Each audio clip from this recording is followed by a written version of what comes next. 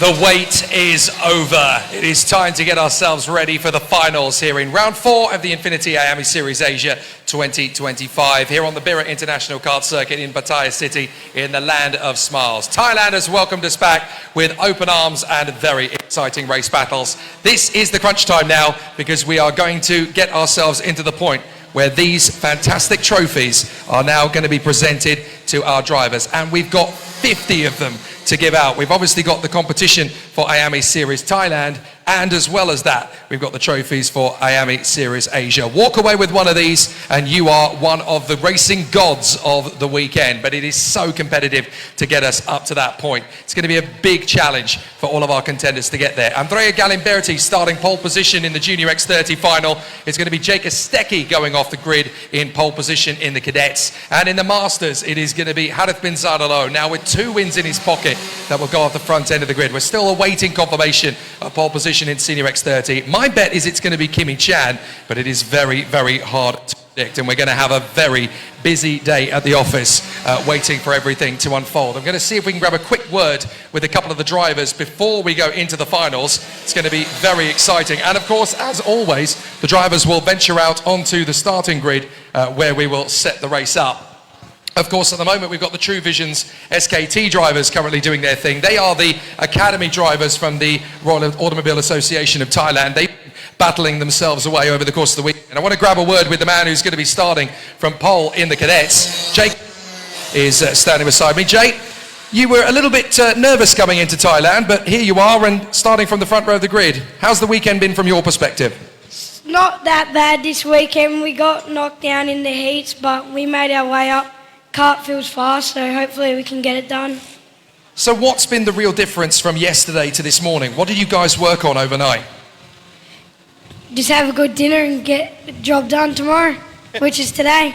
Fair enough. So coming into this final, it looks like it's going to be very hot out there, and it will be the longest race of the weekend. So what are you guys thinking in terms of tyre management, in terms of the degradation? Do you think you guys have got what it takes over the race? Yeah, we'll just send it.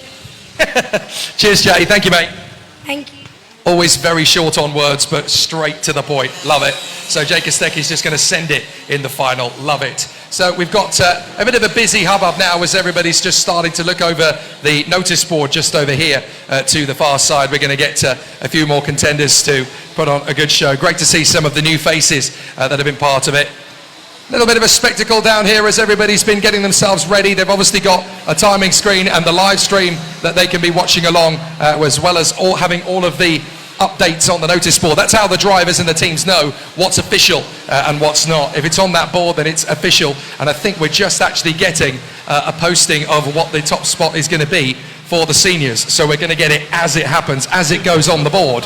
So it looks to me as though it's going to be a pole position as I expected.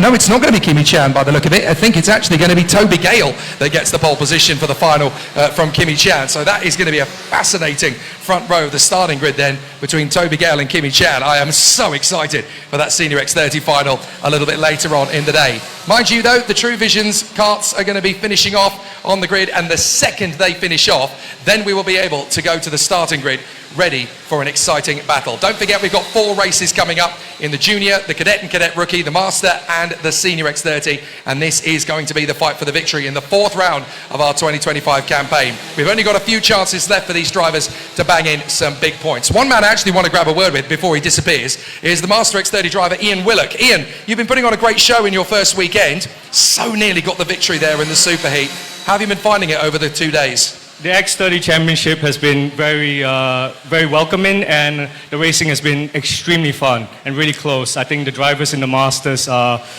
extremely competitive, and they're really fast drivers. So I like being amongst them, and hopefully for the people watching at home, it's been a good one. Yeah. There's not many forms of motor racing where you can only have 3 or 4 karts on the grid and make a great race of it. It must be so difficult trying to find that last little extra bit out of the tyres in the heat of the battle.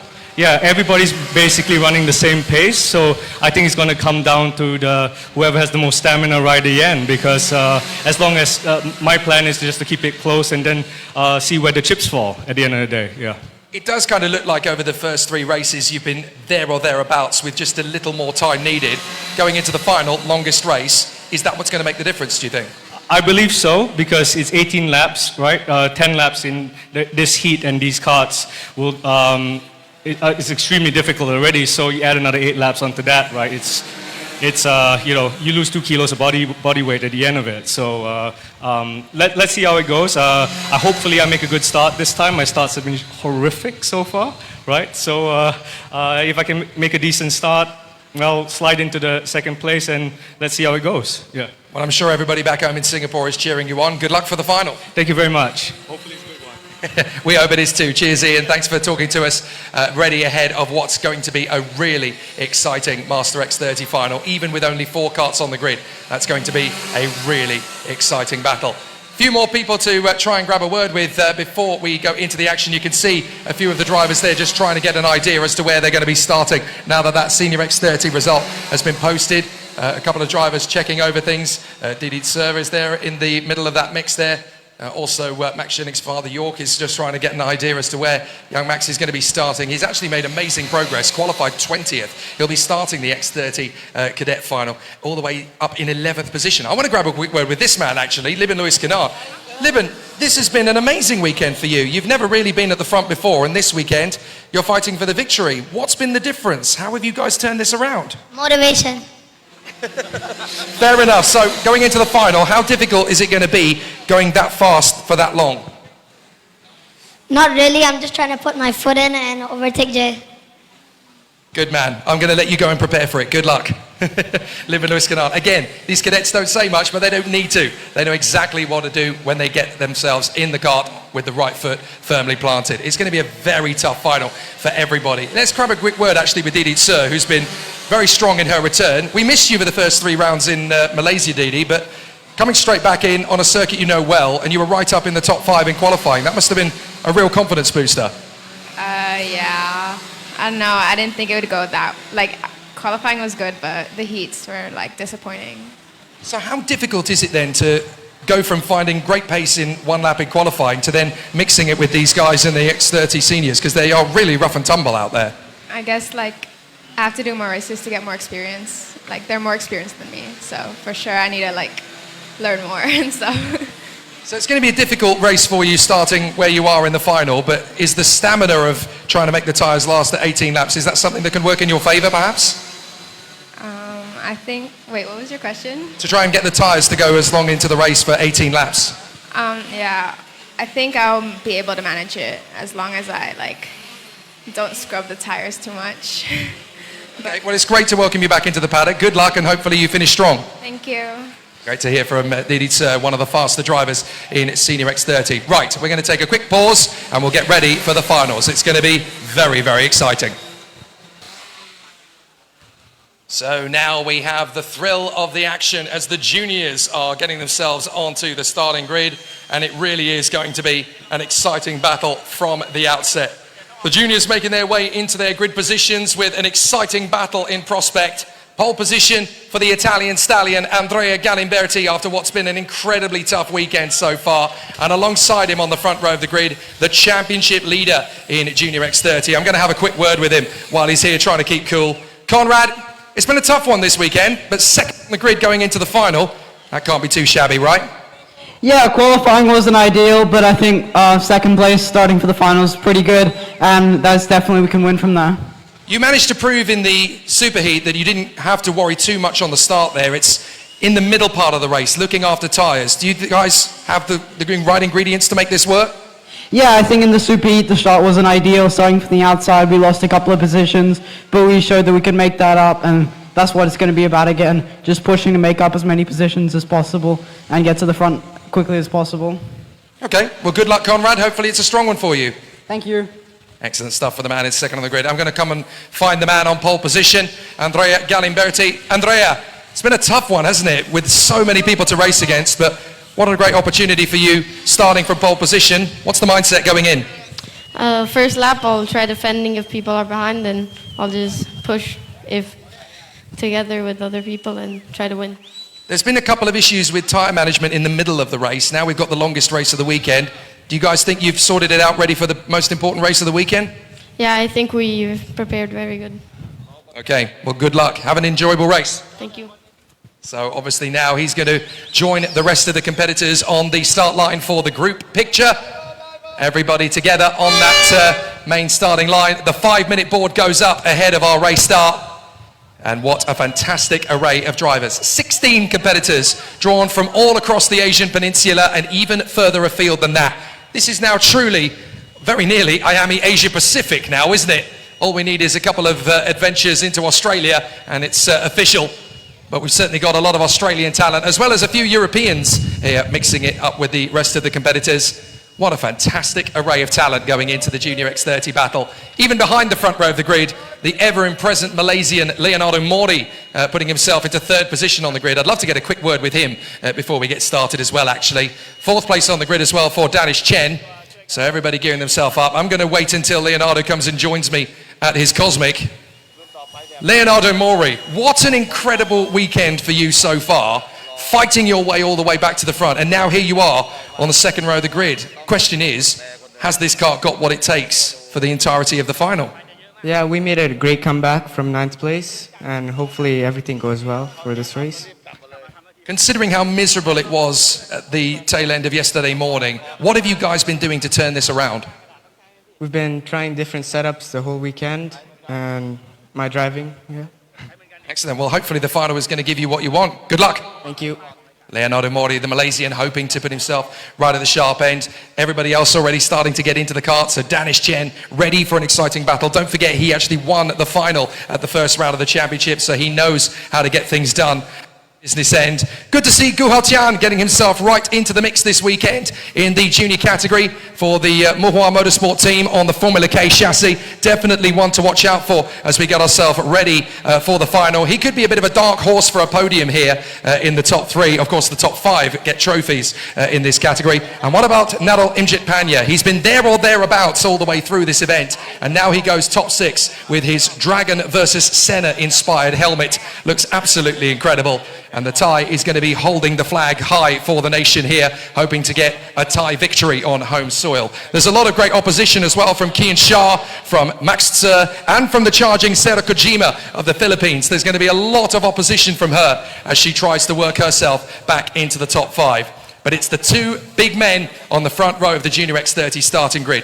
Andrea Galimberti versus Conrad Garro. They're not just fighting for a final, they're fighting for the Junior X30 title as we get closer to the business end of this championship. It's going to be an amazing battle over 18 laps. Who's going to win?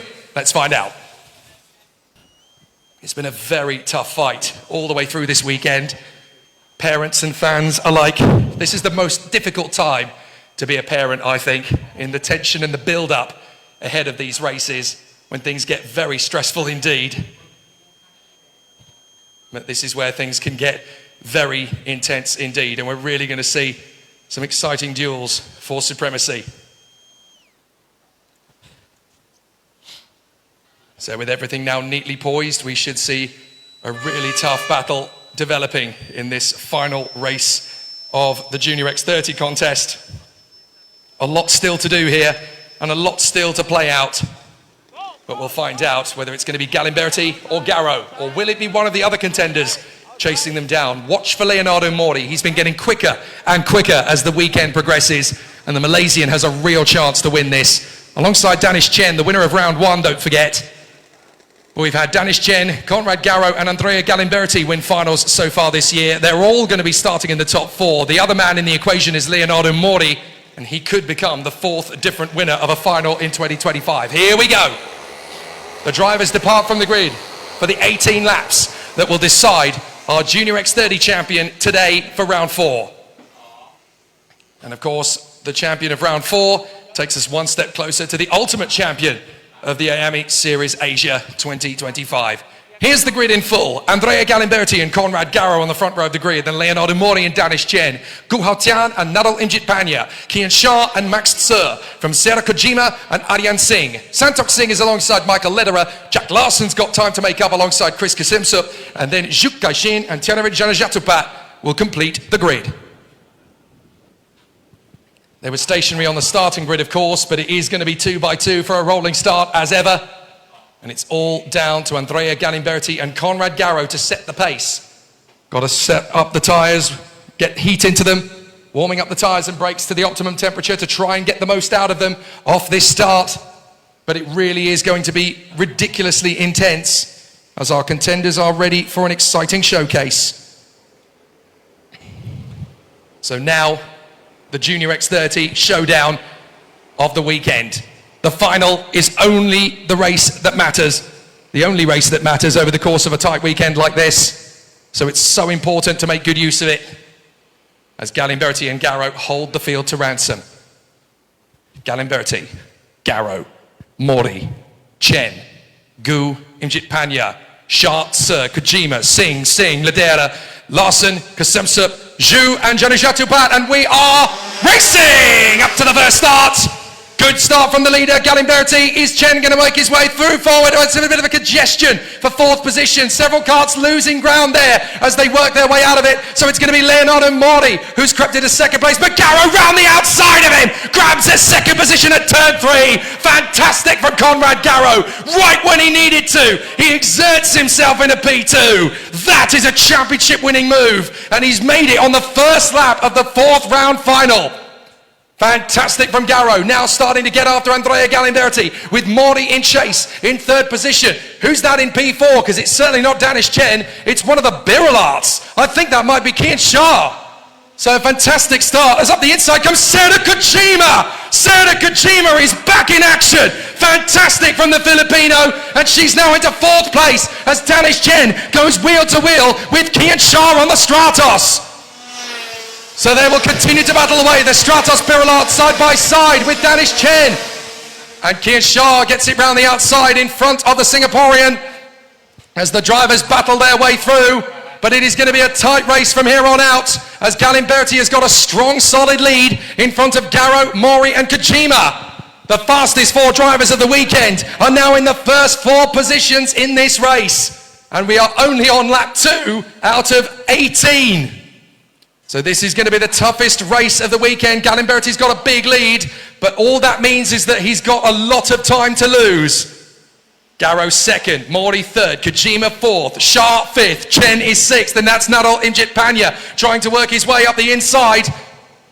A little bit further back in the pack. Jack Larson's made a terrific start. He's tucked up behind Aryan Singh for what is now 8th position, so a great launch forward from the Australian. And as they cross the line, it is still Galimberti leading the way. The Italian stallion who already has a fairly decent lead. It's 1.4 seconds, but this is only lap 3 out of 18. Still time to lose as Kojima goes for the inside line and grabs the initiative past the brilliant Leonardo Mori and moves up into 3rd position. So Sarah Kojima now chasing after Conrad Garrow. Now this is all going to be tactical. They've got a 1.5 seconds to make up on Galimberti. But if he pushes too hard and wears out the tyres, he's going to be vulnerable later on. So does Kojima work with Garrow or against him? This is all going to be about staying power. Stamina is important in a final. But Kojima will feel like she's got a good cart underneath her. If she can go with Garrow, they can close up on the leader. Oh, a bit of a mistake there from Kian Shah, and that's enough for an overtaking move. Oh, big disappointment for Kian Shah as he runs wide there off the hairpin. Aryan Singh is going to make mincemeat of him, and he goes into 6th position. Up the inside, that's a move from Kojima. Gets through on Garrow. Feisty as ever, she's brought the boxing gloves to Pattaya. Sarah Kojima into 2nd position ahead of Conrad Garrow. So now they've got a lot of time to make up on Andrea Galimberti. Has that move cost them the victory? So Sarah Kojima proving a point to get into 2nd place, but there's a race to win, and Andrea Galimberti is far ahead of the rest now. The gap is almost 3 seconds by the look of it. It was a beautiful move, but I think it may have come too early in the race because that gap is going to be so difficult to make up now. Galimberti doing a grand job, but he's almost 3 seconds clear of Kojima. This race could already be won. Galimberti's just got to stay smooth. He can even take a couple of laps to look after his tyres the way things currently are. Kojima in 2nd place.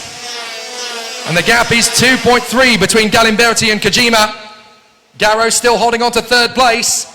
But he's got pressure of his own here from Leonardo Mori. And up the inside goes Danish Chen. Beautiful overtake from Danish Chen into P4 on the inside of Leonardo Mori. Mori didn't even see it coming. Brilliant recovery there from Danish Chen. as we've got a slow kart out on the course. That's one of the Bira really struggling. Andrea Galimberti has no trouble getting past, and I wonder if that kart is going to make its way into the pits to retire. Well, no, it doesn't. So I'm not entirely sure what's happening there. I think that's the 120 of Chris Kusemsu having a bit of an issue there. But he's about to be lapped. Oh no, sorry, that's the 101. My apologies. So that is the 101 of Zhu Kajin. So I'm not sure what's happened there to Zhu Kajin, but he finds himself down at the back of the field. So for some reason, Zhu Kajin is showing a second on the timing screen. That is not the case. I should point that out. So something's gone wrong there with the transponder, but Zhu Kajin is definitely not running in second position like the timing screen is telling us. As he's been lapped by Andrea Galimberti, and he's going to be lapped by Sera Kojima and the rest of the field. As Danish Chen has moved up again, this time into third position. So Andrea Galimberti running well. No mechanical maladies for him this time like he suffered at LYL in the second round of the championship.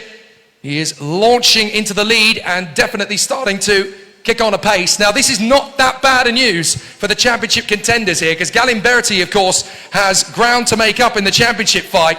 So a victory for him is actually not a disaster for the other drivers in this run, as Sera Kojima is now trying to get past Zhu Kajin, and Zhu Kajin needs to get out of the way here. So Sera Kojima gets through, no problem at all. But there are no blue flags for Zhu Kajin. I'm not entirely sure why, because Zhu Kajin is definitely a back marker here. Up on the inside, no problems at all then for Danish Chen to lap him, but Zhu Kajin is still trying to keep himself in the fight. And it's just not quite going Zhu Kajin's way. He needs to get out of the way.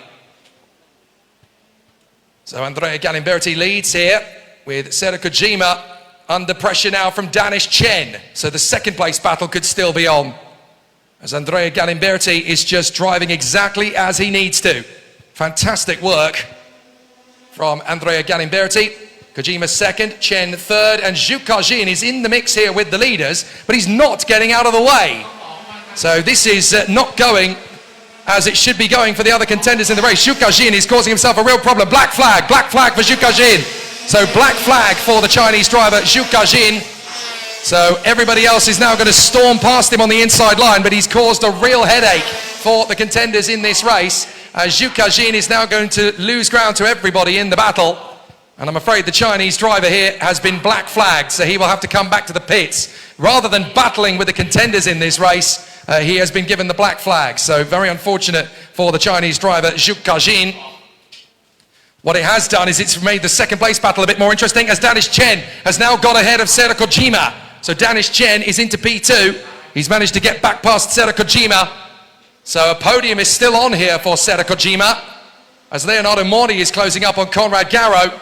But Andrea Galimberti is very much in his own scope. Zhu Kajin has missed the pits. He's not coming to the pits despite being shown the black flag. He's got to be very careful here, because he could get completely thrown out of the meeting. So there is the black flag being shown to the 101 yet again. So big drama here for Zhu Kajin, as Danish Chen remains in second position in front of Sera Kojima. Conrad Garrow still in front of Leonardo Mori. Then it's Aryan Singh in front of Kian Shah, Jack Larson, Gu Haotian and Max Tse. Injit Panya. And then it should be Zhu Kajin, I do believe. Well, I wonder if he actually skipped part of the course. That's why he's ended up running in second position briefly. So that makes more sense. He wasn't lapped. He missed part of the course and rejoined. So that's why he's been given the black flag. So Zhu Kajin is still racing, everybody. That's why he wasn't given the blue flags, but he did skip a part of the course. So unfortunately for Zhu Kajin, that's why he's been given the black flag, and he's about to be shown it for a third time. Now, there's a real problem here for the Chinese driver. If he doesn't get off the racetrack, then he's going to have the rule book thrown at him after the race. For the third time, he is shown the black flag. Well, this is not a way to colour yourself in glory. Meanwhile, this man is colouring himself in glory. Andrea Galimberti scampering away and hiding from the rest of the contenders in this one. So Andrea Galimberti having a fairly easy time of it in the lead of this race. He has pulled well clear of everybody else who's just been battling amongst themselves. The gap is 3.7 seconds. That does not happen often in Junior X30. So Galimberti is just enjoying his time in the lead of the race here. Chen and Kojima having a solid run for second and third. as Garrow runs in 4th position in front of Leonardo Mori. 6th position for Aryan Singh in front of the 156 of Kian Shah, and then the treble 1 of Jack Larson. Seta Kojima getting back on terms with Danish Chen, getting a good run off the turn and looking for an opportunity into turn 1. So Seta Kojima still pushing hard here. She fancies a look on the inside line of Danish Chen. It's boy versus girl here, as Danish Chen, the young man in the pink machine for the 29R team, in front of the Japanese Filipino Seta Kojima, 3rd position, having a very exciting run for the Front Row 7 Racing Co team. Last time out she was racing on a Filipino license. Apparently this time she's running on a Japanese license. So Seta Kojima still battling away. A very exciting run all the way through for the contenders as they continue to push on, but Andrea Galimberti looking so solid in the lead of the race. The Italian leading all the way from the Singaporean and the Japanese. So Danish Chen in front of Seta Kojima. And we're waiting to see what has happened. Well, Zhu Kajin has continued on again. So the Chinese driver just ignoring the black flag completely. Well, Zhu Kajin is just driving his own race and not really paying attention to the officials. And that is a big no-no. So he's going to have the rule book completely thrown at him at the end of this race, that's for sure. 7 laps to go in this junior final. Andrea Galimberti leads Danish Chen. And the 3rd place kart is Seta Kojima. So it's going to be really exciting to see how this continues on. But the battle is raging for 2nd position. Seta Kojima still trying to put Danish Chen under enough pressure that he makes the mistake. But Andrea Galimberti cannot believe his luck here. He's having an absolute storm out in front. You never dominate in Junior X30 like this. So for Andrea Galimberti, this is a real message to the rest of the contenders. I may have a bit of a points deficit, but I am in this championship fight. I'm going to go for the title. Catch me if you can, boys and girls. A really exciting mission statement there as the contenders are running in close proximity, as for the 5th time Zhu Kajin is shown the black flag. Conrad Garrow still running in front of Leonardo Mori. Behind him Aryan Singh ahead of Kian Shah, and then Jack Larson, Gu Haotian and Max Tse ahead of Nadal Imjit Panya. So still they run. 8 laps becomes 7 laps, becomes 6 laps to go. And Andrea Galimberti has an astonishing advantage over the rest of the field. Exactly what he wanted going into this final. 2nd place for Danish Chen in front of Seta Kojima. And then it is Conrad Garrow, 4th position in front of Leonardo Mori. Championship-wise, this is not bad news at all for Conrad Garrow. Still solidly in the top 5. He's got a bit of a points advantage, but then he can continue to use this as he continues on through this final. Looking after the tyres is what can put him back into the top 3. Smooth running. Zhu Kajin passes the pits again. Back into the action for the 2nd place battle we go then, as Seta Kojima again dials in on Danish Chen, hoping that a 2nd place move is on. But she's got to time it right. You don't want to make the move too early, but if the opportunity opens up and becomes fairly easy pickings, then you've also got to take advantage of it. So for 2nd place, Danish Chen versus Seta Kojima. And let's not forget that these two collided with each other in the superheat on the final lap. And they were battling for, guess what? 2nd position behind Andrea Galimberti. So a fascinating challenge then for all of the contenders as they run in very close quarters racing at the moment. Still battling away and still having a very big charge of it as they run close together. And still they battle for 2nd position. Seta Kojima right behind Danish Chen. Garrow's pulled a little bit of a gap over Leonardo Mori in the fight behind them, but Seta Kojima is just counting down these laps, letting the tyres run on.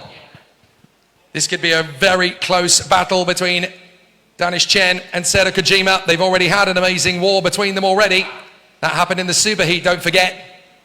So now it's all going to be about how the competition continues. But Andrea Galimberti running in the lead of the race. 2nd for Danish Chen, 3rd for Seta Kojima. And Kojima is having a very good run here behind Danish Chen. Not pushing harder than she needs to. Looking after the tyres at the right time. Just measuring herself in close position. 3 laps to go. And there's still a good fight on hand here. But Sarah Kojima closer to Danish Chen than ever in the last few laps. This could be the opportunity she's looking for. Dives in on the inside, and Sarah Kojima into P2. Sarah Kojima has taken her time to get this done, and this time she makes sure that there's no right of reply from Danish Chen. She's into second place with 2.5 laps remaining. So now to try and drive away from the Singaporean, and don't forget that Conrad Garrow is waiting in the wings as well. So Garrow, if he's been looking after tyres, he might have a chance to close up on these two in the closing stages. Danish Chen is going to try again on Sarah Kojima. He does not want to lose second place. Kojima still having a very good race of this, and second position will be a great return for her investment in this battle. But Andrea Galimberti is the race there. Oh, contact further back. Two karts have come together there at the penultimate hairpin. So two karts have come together. That is Aryan Singh and Kian Shah. So Kian Shah and Aryan Singh have tangled. So it's double wave yellows at the penultimate hairpin. They've got going again, and an absolutely enraged Kian Shah. He cannot believe that he's got into the walls there with Aryan Singh, and he is absolutely furious. So as Andrea Galimberti continues to lead, Sarah Kojima continues to run in second place, desperately trying to keep Danish Chen at bay. But Danish Chen wants to get ahead of Sarah Kojima to steal back that second place, none the least because Conrad Garrow is not far away. So he's got to be thinking about the championship fight. Doesn't want to lose too many points here to Sarah Kojima. Leonardo Mordi trying to stay in this fight as well, but it looks like fifth position might be all he'll get. The last lap begins for Andrea Galimberti as he goes across the line. What a dominant run it's been for the Italian up front. Absolutely extraordinary to just drive away from the battling pack. So it's been a very quiet race indeed, probably the most quiet race Andrea Galimberti has ever had. Absolutely extraordinary to see him have such a dominant race. The officials have actually given up in showing Zhu Kajin the black flag. I think they're going to delete him from the meeting the way this is currently going.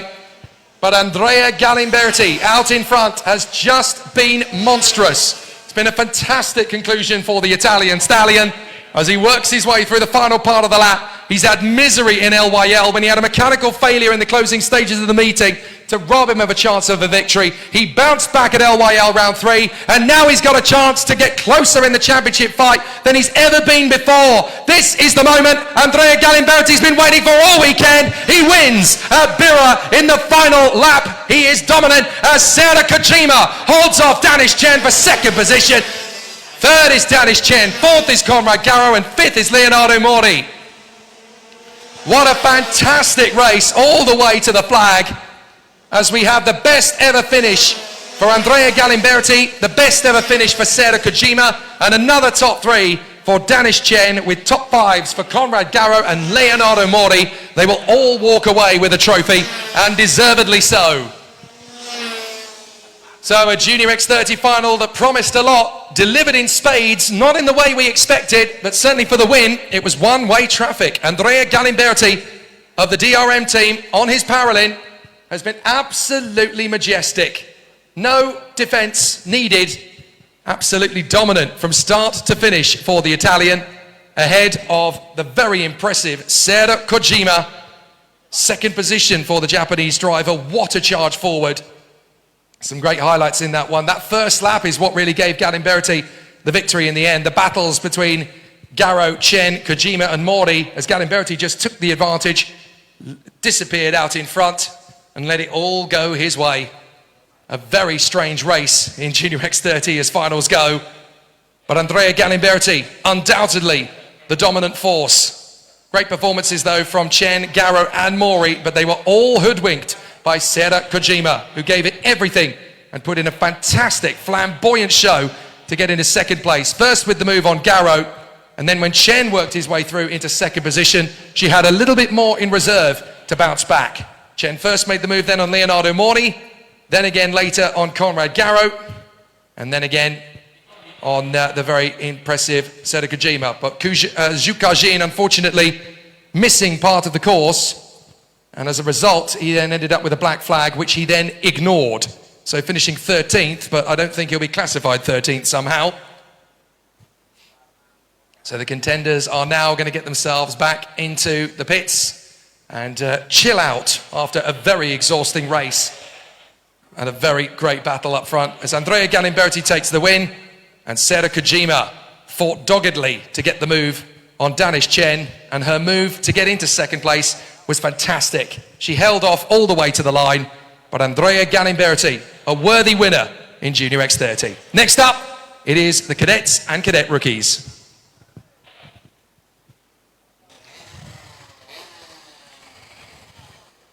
Well, bring on the thunder, bring on the noise. If Junior X30 was a great race, cadets and cadet rookies are going to sizzle us to bubbling over. It's going to be a really exciting battle as the contenders will make their way to the starting grid.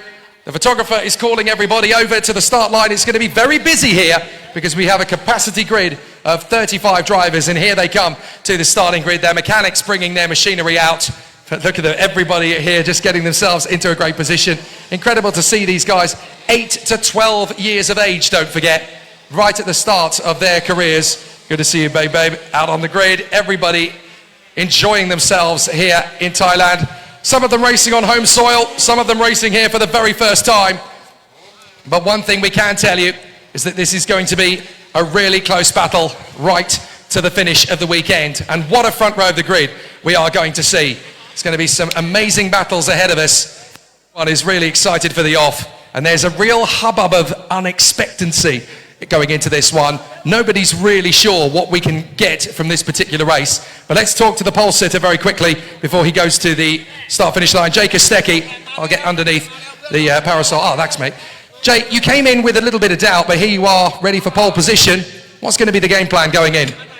Nothing much really, just hope to get through turn 1 and 2 and we'll just work on it from there. You said you were going to send it earlier on. What are the chances of that into turn 1? I'll still have a little bit of a send, but we'll keep it chill. Good man. Go and get yourself onto the grid. Thank you. So it's going to be fascinating to see how everything plays out for the drivers here. Jake Kostecki taking himself to the front of the grid. I'm going to nick myself a parasol here by the look of it. What's it got written on it? Oh, it's a different team's parasol. No, that's no good. I need one that says IAME on it. I'm sorry, I'm not going to show any bias by holding up a different team's parasol. If it's got IAME on it, then that's absolutely fine. But it doesn't, so I'm not going to hold that one. Sorry. Yeah, you hold it. You're a DRS driver. So the drivers then in the cadets are bringing themselves to the grid. There's a very tough race ahead of us though. The championship contenders are all mix and match in the top 6 rows. And there's a few more contenders that want to put themselves into the sharp vanguard.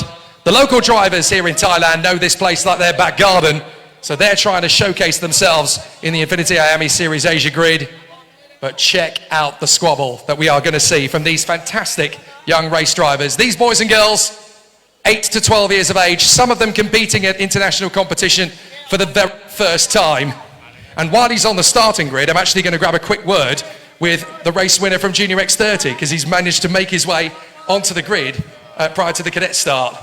Andrea, it's been a long time since I've seen a run like that in Junior X30. Put that one down to? I don't know. I was just trying to push till the end. So you managed to pull out a fairly sizable gap in the first lap. First 5 laps. Did you ever think that anyone was going to have no chance of catching you? Yeah, I thought it the whole time. I was trying to push and not look back, and I had a lot of confidence that I would win. So there's 2 rounds to go in the championship. You've made up big points in round 3 and round 4. Is there a title fight on now? I don't know. It depends on next race. If I win it again, I'll try to push again. Well, fantastic work. You've really dominated here today. Good job. Thank you. Andrea Galimberti, you'll see him on the podium a little bit later on in the Junior X30 podium ceremony. Drivers getting their way to the grid. Marshall Yu always likes to hang around with me prior to the race start. We've had a quick word with Jake Kostecki. Liban Lewis Kanan flying the flag for Malaysia on the front row of the grid. He's already in the cart, so I'm not going to interrupt him at that point. But this is a great opportunity. Oh, you want to have a chat, do you, Liban? Okay. Going into the race, starting on the outside of the front row, what's going through your mind at the moment? A big crash. Do you think the tyres are going to go all the way in this final? Yes. Perfect. Go get them. Excellent work from the Malaysian this weekend. He really has stepped it up in terms of his development. It's always nice to see when the lightning switch goes on in the brain and they figure out how to be at the front all the time. The second row of the grid is a family affair. The Vejabutis are now on 3rd and 4th on the grid. Dhanawarat and Chinafat are going to be together on that second row of the grid. Chenefad on the inside line, Tarawara on the outside, and it'll be fascinating to see what the DT twins can do. Porsche has been amazing in this race so far, back up to 5th position for Golgan Jadaset, so expect Porsche to be really on it in this final. He'll be on the inside line, that gives him a real sense of purpose. And a great performance here from Thames as well, to put himself into a great run there in 6th position on the grid, the 55 CRG. We're going to get some interesting runs now from the Sir brothers, of course, as well. Ollie's going to be on the inside line at row 4, Hiro on the outside line, and then we've got some more championship contenders on the 5th and 6th rows of the grid. We've got Marshall Liu there in P9, Poshkong Chol after his difficulty in the superheat there in P10 of the grid, and then we've got Max Schilling on the inside line and Mason Kwong on the outside line. This race has got so much sizzle before we even drop for the formation lap. And it's going to be difficult to predict who's going to get the job done. 16 laps of the Bira International Kart Circuit. This is a track that is so brutal when it comes to tyre degradation. And a race as long as this is always very tough on these cadets in particular. But for Jake Kostecki, who's right in the heart of the title fight, and his opponent, Liban Lewis Kanan from Malaysia, it's going to be a very interesting run on the first couple of laps. The 5-minute board goes up, and it's now time to leave these cadets to it. It's going to be a very tough race for them all. The championship contenders, all 6 of them, are dotted amongst the first 6 rows in varying different positions and in varying degrees of stress. But now it's time for the racing. Forget nothing, remember everything, soak up all the information and all the data, and trust your instincts. These drivers must remember, you can't win on the first lap, but you can definitely lose on the first lap. And as always, it's not about what you do when you win. It's about what you do when you don't. A great chance to make a play for the championship. This is just one race. It is the final, of course, and everybody wants to win it. But there are still 2 weekends to go in the championship fight after this. Staying on the black stuff is key. Staying chill is paramount. Making sure that you look after yourself is the only thing that matters. One lap at a time, one turn at a time, one opponent at a time. The engines go on for our cadets. They get themselves ready to move forward. And it's time for our contenders to move. Well, some of the cadets are moving early. Not entirely sure what's going on here, but they haven't even been given the command to move. And a lot of the cadets have started moving. Well, this is unprecedented. I've never seen this before. And the cadets are actually moving before they've been asked to. Well, this is madness. As the cadets all tighten up and bunch up before they've even been given the command. Now they get the green flag. Well, that just shows you how eager the drivers are to get underway. I have never seen that before in all my years of commentating on karting. The cadets were so eager to go that they started moving even before the 15-second board went up. They heard the start the engine command and decided that was the cue to get moving. So, the grid looks like this. Jake Kostecki versus Liban Lewis Kanan on the front row. Then Chinapat Vejabuti and Todomarat Vejabuti. Patabok Janaset and Papasaton Selababanlang. Oliver Tsir and Hiro Tsir. Liu Yujuan and Poshkong Chol. Max Schilling and Mason Kwong. Chayakon Minakanith and Putapong Wangnapachan. Sang Jishuan and Kaylin Delsi. Sirachak Ongbanoy and Jun Karato, Prin Vonkabon and Zhang Yisheng rounding out the top 20. Then Jirek Sutipatanaro and Sirapak Ketsuwan. Then Kutanantapat sorry, my apologies, I'll try that again. Kutanantapat Bunyaratkalin, Saharat Led Praset Pakon, Nutsarang Wangwastanakul, then Podnapat Pitak, Sriatapat Tirapatara Buwong, Lucy Chen, then Tantaj Yavasakunrai, Kenzo Mateo Ganawan, George Patrizi, Carson Choi, Tamtaj Yavasakurai, Joshua Tan, and Mohammed Falik Fariz. So the 35 drivers now held at best by Jake Kostecki and Liban Lewis Kanan on the front row of the grid. The Australian versus the Malaysian in the 4th round of the Infinity IAME Series Asia, the Cadet final. 6 drivers in the title fight, but will any of them get a chance to take the victory? Kostecki on the pole. How's it going to go as we get started? We're under starters orders and Liban Lewis Kanan has hit the front early. Jake Kostecki not getting the best of starts at all, and there's problems for the 51. The Sodi car barely gets away at all, so that is devastatingly bad luck for the 51 kart that barely gets away at all. Trying to figure out who that is. That's Kitanutabat Bunyarakulin. So Bunyarakalin has basically rejoined at the back of the grid. So Libin Lewis Kanan leads and Jake Kostecki is second. So the Malaysian has gone into the lead off the start. And that is going to be fascinating to see how it continues from here on out. The drivers now just taking each race lap in their stride. They've got to be so careful how they balance things in the opening couple of corners. But Kostecki under some pressure early doors now from the Sodi car. That's the 77, I think, in third position. So that's going to be Tanawara Vejabuti. So Tanawara Vejabuti all over the tail of Jake Kostecki. Then it's Thames who's got forward. So it's Silipa Banlang. Thames Silipa Banlang into fourth position. A very good start indeed from the CRG driver as they go across the line. And then it's Chinafat Vejabuti in P5 in front of Hirot Sir, Poshkong Chol, Patavol Kalkan Janaset, Oliver Sir, Mason Kwong, Lu Yuxuan and Max Schilling. So a great battle early doors. Everybody just trying to get themselves into a good position. A couple of overtakes in the midfield. I think that's Schilling getting ahead of Kwong. So that's definitely helped him out, not just in the race, but in the championship fight as well. There's only 8 points separating the top 6 drivers in the championship coming into this weekend, don't forget. So every single overtake matters. It's going to be very tight at the front end of the field, especially with Jake Kostecki now falling to third position. The Australian's been overtaken there by Tanawara Vejabuti. So Tanawara Vejabuti down into second position, trying to take on Libin Lewis Kanan now. Jake Kostecki's got to stay hungry here. Bit of a side-by-side as Hirot Sir is going wheel-to-wheel with Poshkong Chol, and Porsche is up the inside of them. Oh, problems for Tanawara Vejabuti. He's dropping back. All sorts of problems there. So a big issue as he loses ground to Libin Lewis Kanan, then gets passed by Jake Kostecki. I wonder if Tanawara Vejabuti's got a problem. Well, he's managed to slot himself back in, but something going very terribly wrong there for Tanawara Vejabuti, and now he's got pressure big time. Hirot Sir going wheel to wheel there with a 55.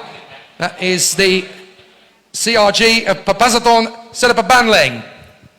So Papasathon Silipa Banlang, or Thames as he is known, works his way through in the Mickey Mouse section. Libin Lewis Kanan still leader from Jake Kostecki, and then Tanawara Vejabuti. Big challenges all the way down the back straight. This is going to be a much closer race than Junior X30 was by the look of things. And still out in front, Libin Lewis Kanan, hoping to make it 2 wins out of 2 for the DRM squad on their Paralins. The Malaysian team pushing very hard here out in the lead with Libin Lewis Kanan set to potentially take his first win in the finals of an Inf1nity IAME Series Asia race. He's doing a great job. But Jake Kostecki still hunting him down. Long way to go in this race. Good battles everywhere you look. Mason Kwong looking down at his pedals, wondering if there's an issue with his kart. So big problems then in the early phase of this race. And up the inside, Libin Lewis Kanan having to defend from Jake Kostecki. So the lead is really being quested for. Kostecki trying his best to make good moves on the first couple of laps. And so the top 10 very closely battling. Libin Lewis Kanan backing Kostecki into the rest of the pack as here comes Chinafat Vejabuti. So Chinafat Vejabuti, who's now in third position, having taken over from his brother. Tanawara Vejabuti, by the way, is all the way down to 7th position after that little hiccup. So it's now Chinafat Vejabuti's turn. Don't forget he won both of the races yesterday. Jake Kostecki told us he was going to send it. He's going to have to set himself up for that a little bit later on in the race by the look of things. But he's got to be careful when, because Chinafat Vejabuti is going to be charging to pile on the pressure. Silipa Banlang is in 4th place right behind them, and then it is Hirot Sir in 5th place. Patavol Kalkan Janaset looking like he's going to be setting up a move here for 6th position on Tanawara Vejabuti. But it's still Jake Kostecki trying to get ahead of Libin Lewis Kanan. Libin Lewis Kanan is defending this early in the race. Libin Lewis Kanan clearly not feeling like he's got the pace to run up front. So he's having to protect his line from Jake Kostecki. That's going to tighten everything up in the cadets. So with Libin Lewis Kanan defending like crazy, everybody behind is going to be closing up. So Kostecki 2nd, Vejabuti 3rd, then Silipa Banlang, Sir, and then it's Tanawara Vejabuti. 7th position, that looks like Gogan Janaset. So it is indeed in front of Oli Sir, Poshkong Chol, Marshall Yu, Max Schilling and Zhang Zhichuan. So still a great battle developing here in cadets, and we have barely got started. Jake Kostecki putting his hand in the air to Libin Lewis Kanan. Why are you defending so early in this race, sir? Get on with it. So the Australian is pushing hard here to try and get through on Libin Lewis Canaan, but he knows that the more that Libin Lewis Canaan defends, which he does again into turn one, the more he holds the race up, and he threatens the possibility of more drivers getting involved. Here comes Chernobyl Djibouti. Jake Kostecki desperately trying to get alongside Libin Lewis Canaan. And Canaan again holds his position. Again, Jake Kostecki has no opportunity to get through. He nudges Canaan. Come on, man, get out of the way. But Libin Lewis Canaan is perfectly entitled to take his line. Kostecki to the inside line, and he's through. And so too is Chernobyl Djibouti. Well, Canaan defended for a long time, but Jake Kostecki has made it work, and he's got clear by a few kart lengths. Canaan back down the inside, fighting for second place, side by side. Canaan versus Djibouti, and the Malaysians back in front by a nose, but Hirotso is going to help Djibouti get in a second position. So he finishes the move for him. And Hirotso is now going to get level with Libin Lewis Canaan. But here comes Tanawara at Djibouti. Hiro has to move to cover him. Side by side further back, as Olitzer is going wheel to wheel with Silva Banlang, and Boschko Charles now trying to get himself in the mix. Side by side with Olitzer into turn one. Max Schilling is just behind them, then it's Marshall Liu. So there's still plenty of contenders to take in this one. Libin Lewis Canaan again defending his position in third place. That's just going to tighten up the pack behind him. So Chernobyl Djibouti now gets the chance to go after Jake Kostecki, but I think Kostecki got the move exactly when he needed to, and now he's stretching away. The Australian might just have this. So Kostecki doing beautifully at this point in the race, giving himself a little bit of breathing space up front. Second place for Chernobyl Djibouti, and third position, Libin Lewis Canaan, still hanging on to this podium by a thread. But it's really tightening up further back. And drivers have got to think with their heads here. They've got to be very careful. They've got to be quite mature to get these karts to the end. And as they come through this time by, there's going to be just 9 laps to go. It's been a very long race for them so far, but there's even more work to do. Oh, contact! Contact on the main straight as round go the Force Racing teammates. Marshall Liu tangles with his teammate. Zhang Zhixuan and Marshall Liu have come together, and they're out of it on the home straight. Yellow flags down the straight as Marshall Liu and Zhang Zhixuan come together on the home straight. And I tell you what, Max Schilling was very lucky indeed to get away from that. Let's look at it again as they came off the turn. There is the contact. And off into the tyres go Marshall Liu and Zhang Zhixuan. That was very close indeed. You can just see the after effects of the two tyres rubbing together. Schilling was so lucky not to get involved in that. So a very scary moment there on the home straight as 2 of the Force Racing drivers are out of this race. So Jake Kostecki now leads Djibouti, Libin Lewis Canaan, and Pattaya Golgan Janaset, but there are yellow flags, so there are no overtaking moves to be made at the end of the lap. And now they are making sure that the drivers are safe and sound. The yellow flags are withdrawn, so they can race again. So Kostecki leading Chernobyl Djibouti. Then in third place, Libin Lewis Canaan. Fourth is Pattaya Golgan Janaset in front of Hirotso. So a very tight race up front still. Hirotso fancies his opportunity here to get ahead of Golgan Janaset. Max Schilling rounding out the top 10 despite that little contretemps with the Force Racing teammates, but he was not the one who got spat out of it. Liu and Zhang were, unfortunately, so their race is over. But Jake Kostecki pulling away, and this is the battle for 4th position. Golgan Janaset, Sir, and Tanawara Djibouti. Tanawara Djibouti finds his opportunity here on Hirotso, but he's not going to send it in the hairpin as Jake Kostecki is not pulling away as much as he'd like to. And Tanawara Djibouti gets his run on Hirotso and moves up into 5th position. So Kostecki leads, Chernobyl Djibouti. Then in third place it's Libin Lewis Canaan. Then it is Golgan Janaset. Then it's Tanawara Djibouti who's got ahead of Hirotso. 7th place. Currently in the running, that is Silva Banlang in front of Olitzer, Poshkong Chol, Max Schilling, Chayakon Minakaneth, and then Sirachach Ongbanoy in front of Kalen Delcy and Prin Vonkabon. Jun Karato, the Japanese driver, currently 15th in front of the ever-charging George Patrizzi. Super Giorgio is living up to his name. Starting from the back, he's now up into P16. No wonder they put the bullet in Mario Kart on the back of his new helmet. He absolutely is charging, and Super Giorgio is getting himself back into this race. After a technical infringement that deleted him from the results of the superheat, this is the best way to bounce back. And the Aussie is gunning for his opponents. There's a great duel going on for 4th place as Thanawara Vejabuti gets his move on the inside of Golkan Janaset. And so Thanawara Vejabuti is up to 4th position. His next target is Liban Lewis Kanan, who's been allowed to race on his own for a while here. Jake Kostecki still leads the way. 2nd place for the 78. That is Chinabat Vejabuti. And then in 3rd position, Liban Lewis Kanan. The battle for 4th is still raging. Thanawara Vejabuti battling away with Golkan Janaset and Hero Tse. Behind them, there's a big challenge because they've still got Silva Banlang and Posh Kongchol in that mix. Then it is Ollie Tse in front of Max Schilling. What's happened to Mason Kwong? He's really dropped off the pace here, the championship leader. So where is Mason Kwong at the moment? He's just had a nightmare weekend all round, hasn't he? And this is not going his way either. Mason Kwong is down in 19th. So this is a big change to the guard as the championship leader is having an absolute nightmare. So down the back straight, we've got a great charge for 6th position as Silva Banlang is trying to shake off Hero Tse and Posh Kongchol. They're having a great wheel-to-wheel as Hero Tse is going to get alongside Silva Banlang. And now the 59 Kongchol trying to get in the move there as well on the inside. And the CRGs are going to make mincemeat of Hero Tse. If he gives them even the slightest bit of space, they'll come off the turn together and across the line. Watch for the inside line. There's going to be a chance here for Ollie Tse to get up the inside of Kongchol. And he makes it work. Kongchol has to hang back. Good driving there from Ollie Tse, really rising to the occasion. Excellent stuff. Now Max Schilling's having a bit of a, into the wall! Into the wall! That is Silva Banlang. Oh, very unfortunate indeed there as Silva Banlang is out of this race. Wow, that's gut-wrenching for Silva Banlang. He'd done such a good job in the final. He was right up there in the mix. And it's all fallen apart for him. Wow, Silva Banlang out of the running. That is so difficult to take when you've had so much hard work all weekend and it all comes undone in one very unfortunate manoeuvre.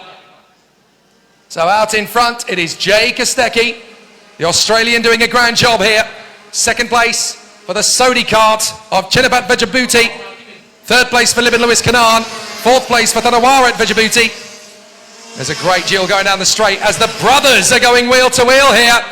It's going to be a very tight race for the Serb brothers, Oliver versus Hero. So Oliver and Hero Tse are trying to have a great race for themselves, which is of course for P6 when it all shakes up. So a very tough race out there. And still the battles continue to fly. But Jay Kostecki has built himself up enough of a gap to be relatively comfortable in front of Chinabat Vejabuti. Closing stages of this final now. At the end of this lap we'll have just 3 to go. So Jay Kostecki, the Australian, has built up the gap he needed to at the right time. Chinabat Vejabuti now under some pressure from Liban Lewis Kanan, who is being caught hand over fist by Thanawara Vejabuti. The last lap could be crucial here. Several drivers with several chances to move forward. And Liban Lewis Kanan, looking after his tyres, has definitely given himself another run here at Chinabat Vejabuti. So Liban Lewis Kanan can keep on stretching these advantages, can still give himself more to do. The Serb brothers are trying to shake off Posh Kongchol. And it looks as though Max Schilling has been overtaken recently by the 98. That is Sirachak Ongbanoy, who's doing a great job in Cadet Rookie, into the top 10. There's an absolute squabble further back, but it's so difficult to keep up with. Side by side as Oliver Tse fends off from Hero and Posh Kongchol fancies his chances again. Still some great squabbling here. And this is the battle for 2nd place now. Chinabat Vejabuti. Not that far away from Jay Kostecki, but Liban Lewis Kanan and Thanawara Vejabuti are going to be squabbling over 3rd place before too long. We've got 3 laps to go. And this is going to be a tight one now as Liban Lewis Kanan needs to send it before Thanawara Vejabuti does. And they're not that far away from Jay Kostecki in the lead of the race, but crucially not close enough to challenge the Australian just yet. And I'm not sure they'll get a chance with 2 laps to go. Kostecki's doing everything he needs to. Liban Lewis Kanan wide out of the final turn. 2 to go. Got to be careful not to let Thanawara Vejabuti get a look in. If you want to be in the top 3, you've got to stay controlled. Discipline, stamina, poise, and guts and determination are what are going to get you through this. been a very tricky race all round. And further back, Mason Kwong, the championship leader coming into this weekend, is having such a difficult time of it. Not the race he wanted at all. And it looks to me as though we've lost Nutsarong Rongwastanakul. I think Babe has dropped out of the race, not for the first time this weekend. So big problems there. As meanwhile, into third position has gone to the Wada Vejabuti. He's got ahead of Libin Lewis Kanan. So he's into third place. The Vejabuti siblings are second and third now. So Libin Lewis Kanan is down to fourth position. It looks like the DT Motorsport Sodis are going to be second and third. But can they catch Jay Kostecki? I'd say that's looking really unlikely at the moment. But anything's possible as we go into the final lap. Jay Kostecki pushing, trying to get away from the Sodis. Fifth place for Gokhan Janaset. Still good battles all the way between the Sir brothers. And Posh Gongchol and Srichak Ongbangnoy is getting into the mix there as well. Srichak Ongbangnoy really forcing his issue here with Gongchol and the Sir brothers. This is getting really exciting as Ongbangnoy gets into 8th place in front of Gongchol. But it's going to be tight all the way to the finish here as Jay Kostecki is going to be charged after by the Vejabutis. They know this circuit like the back of their hand. Kostecki's struggling a little bit for tyre life, but he's built up enough of a gap to not be too shabby with it. Jay Kostecki came into the weekend looking unsure of himself. He didn't know the track. He didn't know the locals. He's had a lot of unknowns coming into this, but he's fought valiantly and given himself every chance to step forward. And now Jay Kostecki is going to take it to the final hairpin. A brilliant run from the Australian. He's been supreme, and Jay Kostecki wins the final in fantastic fashion from the Vejabutis. Second, Libin Lewis Kanan P4 and Patapol Gokhan Janaset in a valiant 5th position. What a sensational race. A race that saw all of the championship contenders except for Jay Kostecki really struggle here at Thailand in the 4th round of the championship. What a mad race it has been. Absolutely extraordinary. What a sensational duel all the way through. And it's been an incredible weekend in the Cadets battle, but for the second time this season, Jay Kostecki takes a victory in a final. Absolutely brilliant from the Australian. He's done exactly what he needed to after an absolutely magnificent run. Oh, and it looks like there's a breakdown on the final lap. It looks like we've got CRGs recovering themselves on the last lap here. I think we've got a kart helping another kart home here. So I wonder if we can pick this up. There it is. The two CRGs are helping each other back to the pits. This is like Pixar cars. The 39 kart broke down on the slowing down lap. That is the kart belonging to Jun Karato, and his teammate, the 411, is helping him come home. That is Saharat Leprezetpakorn. So they managed to get themselves on television for the weirdest way possible.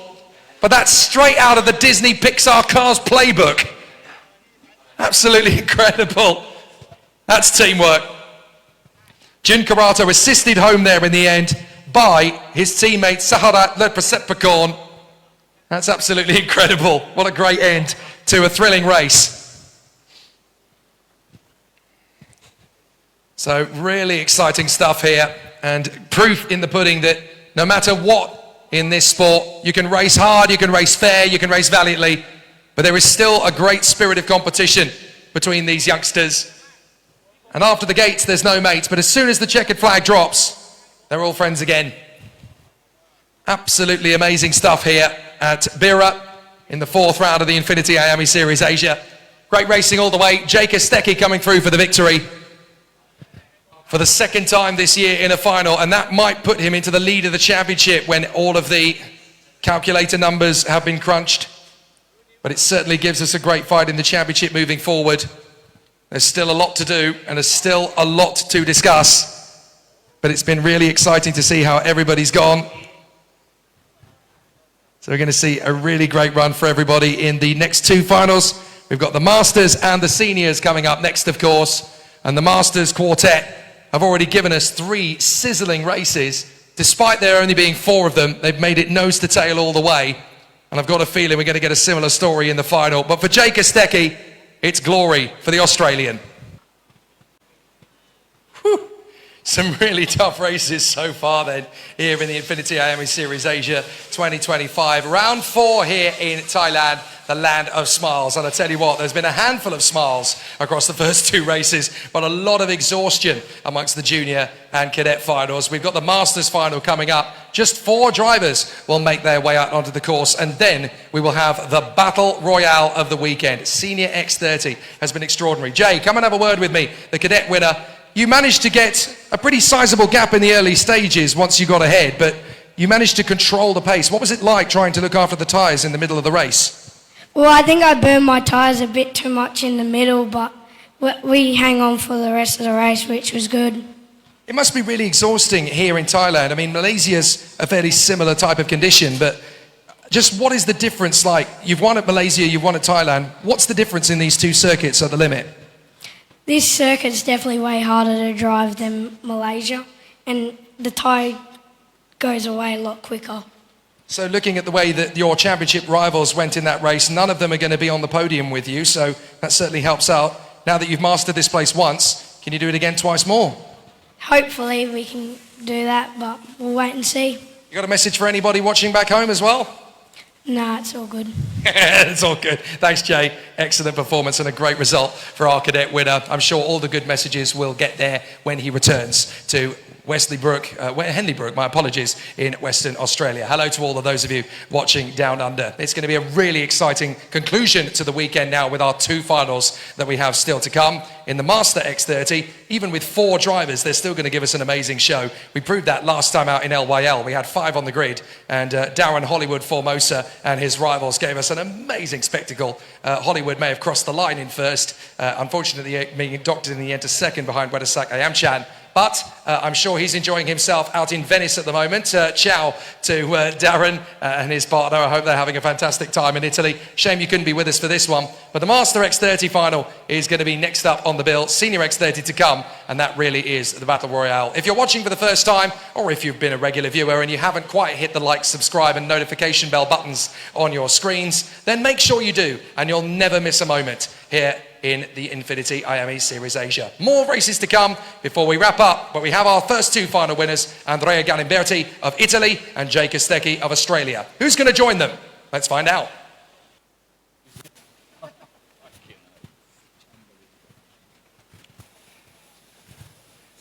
Well, before we get ourselves into the mix of the Master and Senior X30 finals, we've been joined this weekend in the Infinity IAME Series Asia paddock by Mr. Bira himself, Ronnie Sala. Ronnie, thank you for joining us and welcome to Thailand. It's very hot indeed for you, even compared to Italy, but you've been watching some fantastic drivers in Bira do a great job all the way through, and you must be so happy with Jay coming through for his 2nd win of the season.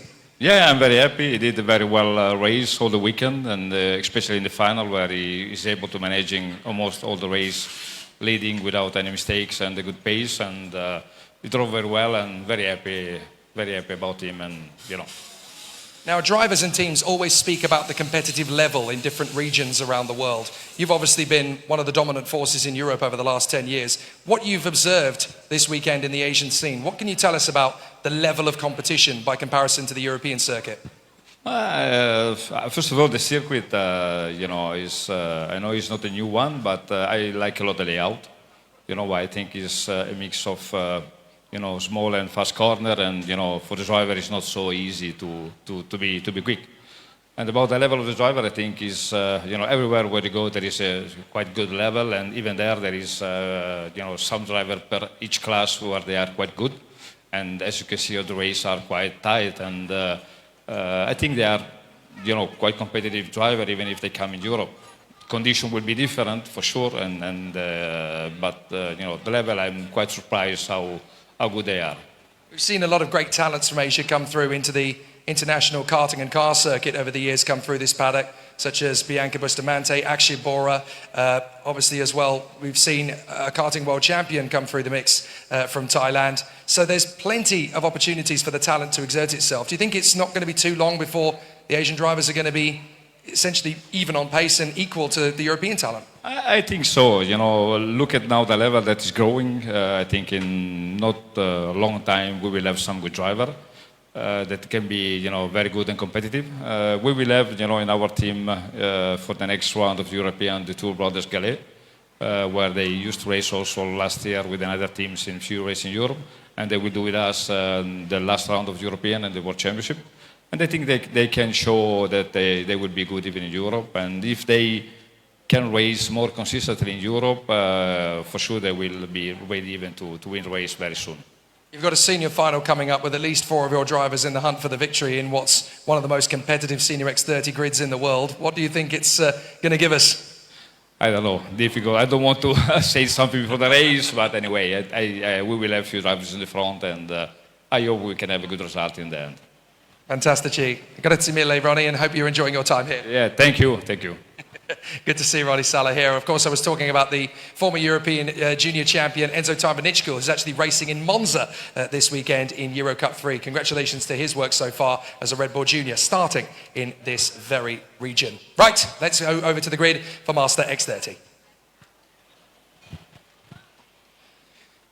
And a very competitive grid it is, even though there's only 4 drivers on it. They've certainly given us plenty of entertainment and excitement so far. I'm going to quickly run over to the grid and see if there is a chance to have a quick word with our 2 men on the front row at the very least. I think Wadasek Ayamachan is probably going to talk to us in Thai only, as he doesn't speak a word of English as far as I'm aware. But certainly Harith bin Zaralo does, the Malaysian, going to be starting from pole position. So I'll be fascinated to see what he's got to say ahead of this race. The Masters will obviously have a quick photograph on the front row of the grid. And we'll have all 4 drivers come forward to have that photograph. It's going to be a fascinating start to the final for them, and they've got a long race ahead of them, these 4 drivers, 18 laps of the course. And as Ian Willock was telling us earlier on, this is a race that you can lose 2 kilograms of body weight, such as how physical this particular category is, and also, of course, how fast this race is for the Masters. Don't forget, they're on identical karts to the Senior X30 drivers, and these guys are all over the age of 30.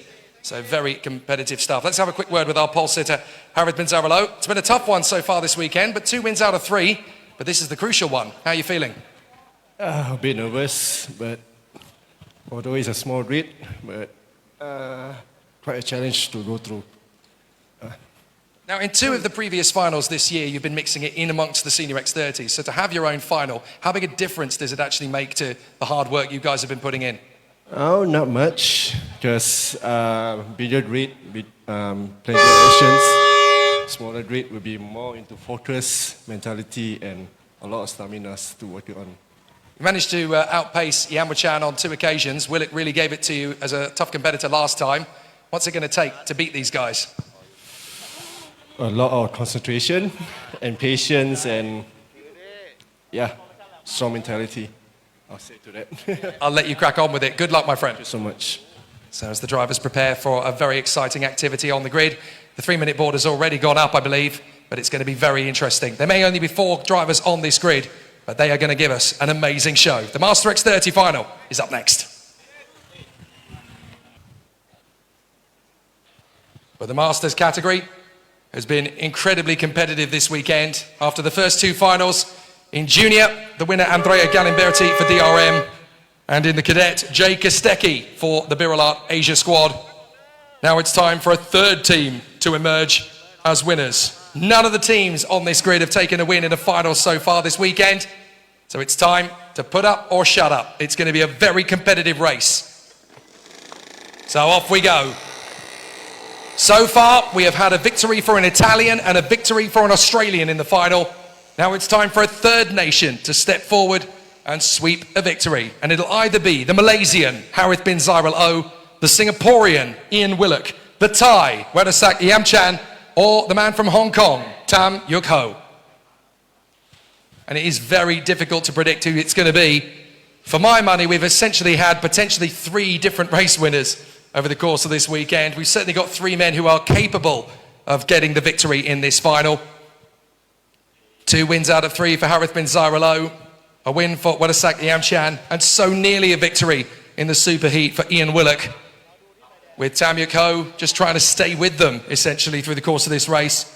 He managed to make it to the end of the superheat. He retired from heat 2 with a mechanical problem. Just getting to the finish of this race is incredible. But when you consider that these drivers will have 18 laps of the course, they'll lose 2 kilograms of body weight through the course of this race. Nothing is as intense and as physical as this kind of race. So Willock, Yamchan and Tam are going to go battling for the Master X30 final. And even though there's only 4 of them, I promise you, this is going to be a spectacle. They come off the turn, and we are underway. And it's a brilliant start from Ian Willock. He's going to draw level with Balvin Pinzarolo, but he has to hang back in the first corner as Tam Yako loses out to Wedasaki Yamchan.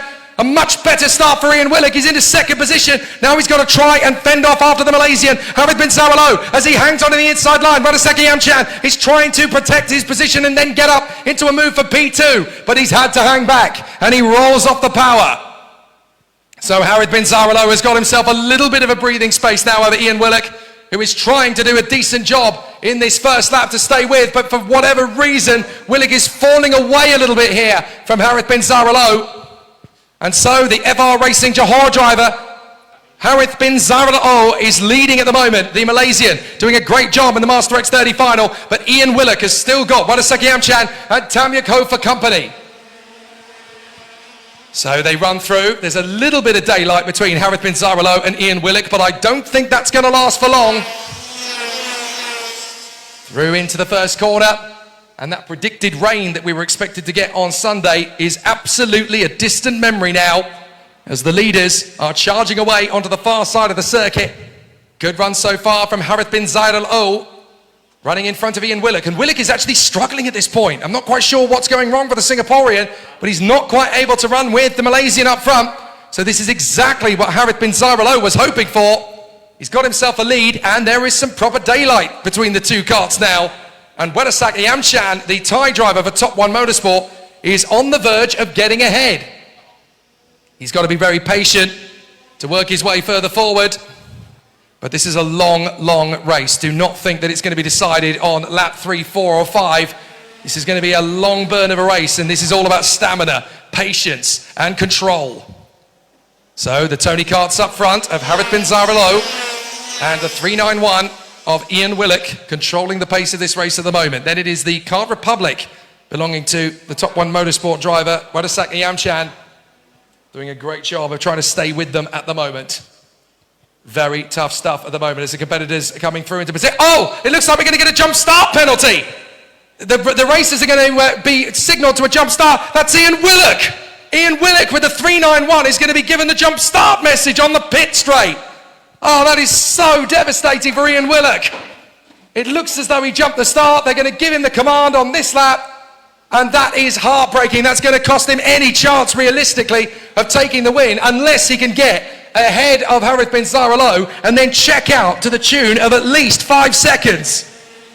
So Ian Willock is going to be pushing. He'll get the command on the main straight, and this is going to change the dynamic of the race. There is the sign on the pit straight there, the 391 jump start. So that is a penalty for Ian Willock, who has set the fastest lap of the race and is now going after Harith bin Zaralo. So now the man in second place, Ian Willock, is going to have to drive like crazy to get after the race leader, get ahead of him, and then pull away. So it really is Tom Cruise time now for Ian Willock. It is mission impossible for Ian Willock in second place as he tries to move himself further up the field. It's not going to be easy, but Willock is determined. He's not going to give up. He's not going to back down from the fight. And neither is Wedasaki Yamchan in third position, who does not have a jump start penalty. Well, Ian Willock did tell us pre-race that his starts have been horrible before this race. And unfortunately, his fourth one was the worst one yet, because it's given him a jump start penalty. He now knows he's got it. So he's just got to knuckle down and push. He's just got to work himself further forward and do the best he possibly can. Not going to be easy. So Harith bin Zaralo controlling the lead here. Second position for Ian Willock with Wedasaki Yamchan. Third position, still stalemate between these 3 karts, but for Ian Willock it is such a difficult mission now. Such a difficult task to get into the lead of the race and then pull at least 5 seconds clear with that jump start penalty. That is going to be a masterclass race if he can pull it off, but there is so little to choose between these drivers.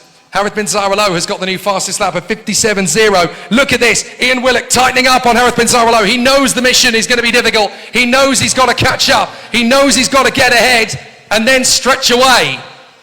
So this is not going to be easy as they come off the turn. Ian Willock charging after the race leader, Harith bin Zaralo. Wadasaki Amchan is staying present in third. And in fourth place, Tamiko is just trying to stay in the contest at the moment. But this is all going to come down to Ian Willock. He has got to try and push his weight into the lead of this race. He's got to try and find a way past Harith bin Zaralo. He's come so close so many times this weekend already. They even came together in Heat 2 yesterday.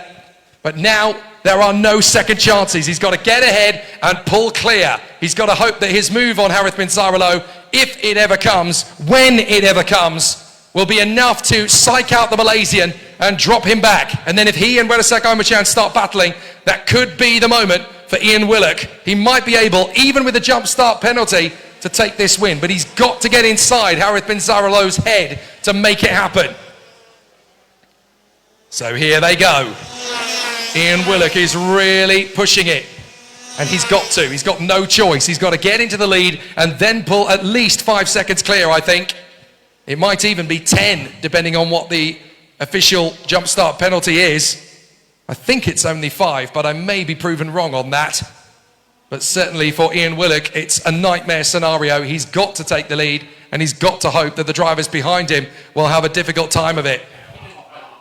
But he's got to put the drivers behind him first and foremost. And Wedasak Amchan is raising the tempo. He's upping the stakes here.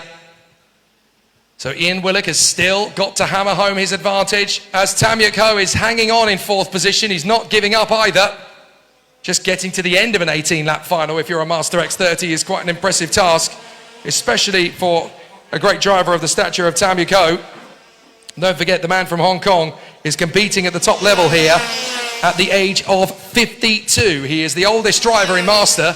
Incredibly, he's not the oldest driver competing this weekend because Sutomo Nishimura is actually racing in Senior X30 at the age of 55, would you believe? Going up against people 40 years his junior.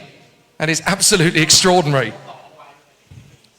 So Ian Willock dueling to try and get himself into the lead of this race. But Harith bin Zaralo is making it very difficult to do that. But if Ian Willock wants to win this race, he's not only got to get inside Harith bin Zaralo's skull, he's got to make him make the mistake, he's got to overtake him, and he's got to stretch clear enough to counter-attack the jump start penalty that will come his way. This is not going to be easy. So the drivers work very closely at the front end of the field. Harith bin Zaralo pushing, trying to get away from the man in second place, Ian Willock. Willock is trying to get ahead of him. But even if he gets ahead of him, he's got a lot of work to do if he wants to stretch away and take the victory. He's got to hope that Wedasaki Amchan and Harith bin Zaralo essentially end up battling with each other and costing themselves more time. But Ian Willock has got to make that happen first and foremost. But the Malaysian has got to be in a state of such controlled discipline, such calm, such candor at the lead of this race. He's got to have incredible concentration. But these three drivers are literally nose to tail. There's only about 0.7 of a second between all three of them. Any one of these three could take the victory, depending on what happens in these last 9 laps of racing. When they come through at the end of the finish line, there will only be 9 laps to go. And Harith bin Zaralo is in front of Ian Willock, who has got to get ahead of him and pull away. It's very difficult to conceive at the moment, just concerning how closely these three are matched. Let's just give you an idea of the last lap times they did. 57.22 for Harith bin Zaralo, 57.28 for Ian Willock, 57.35 for Wedasaki Amchan. Nothing in it, really. You can't even notice the join. It's almost as if they're attached to each other by a chain and they're dragging each other around the course at full chat. Fabulous to watch these Master X30 trio going at it hammer and tongs. Harith bin Zaralo still leading comfortably, but only if Ian Willock is going to drop back in pace now, because if the Singaporean can look after the tyres in the next couple of laps, he may still get a run at him. Wedasaki Amchan is just trying to salvage it as the fantastic talent, Wedasaki Amchan, 43 years of age, from just down the road in the nation's capital of Bangkok, Still having a very tough race of it, as the competitors have got so much to do here. Through turn 1, and Ian Willock is trying to get close to the back bumper of Harith bin Zaralo. This is such a tough race. All three drivers with a shot at the win, but they've got to be so careful. They've got to be so poised as to where the win is going to come. Harith bin Zaralo into the Mickey Mouse section. He's still only a couple of kart lengths, realistically, in front of Ian Willock, but Willock has got to drag something out from the doldrums here. I just wonder if getting the notification of that jump start penalty has got inside his head a little bit. Has it started to eat away at him?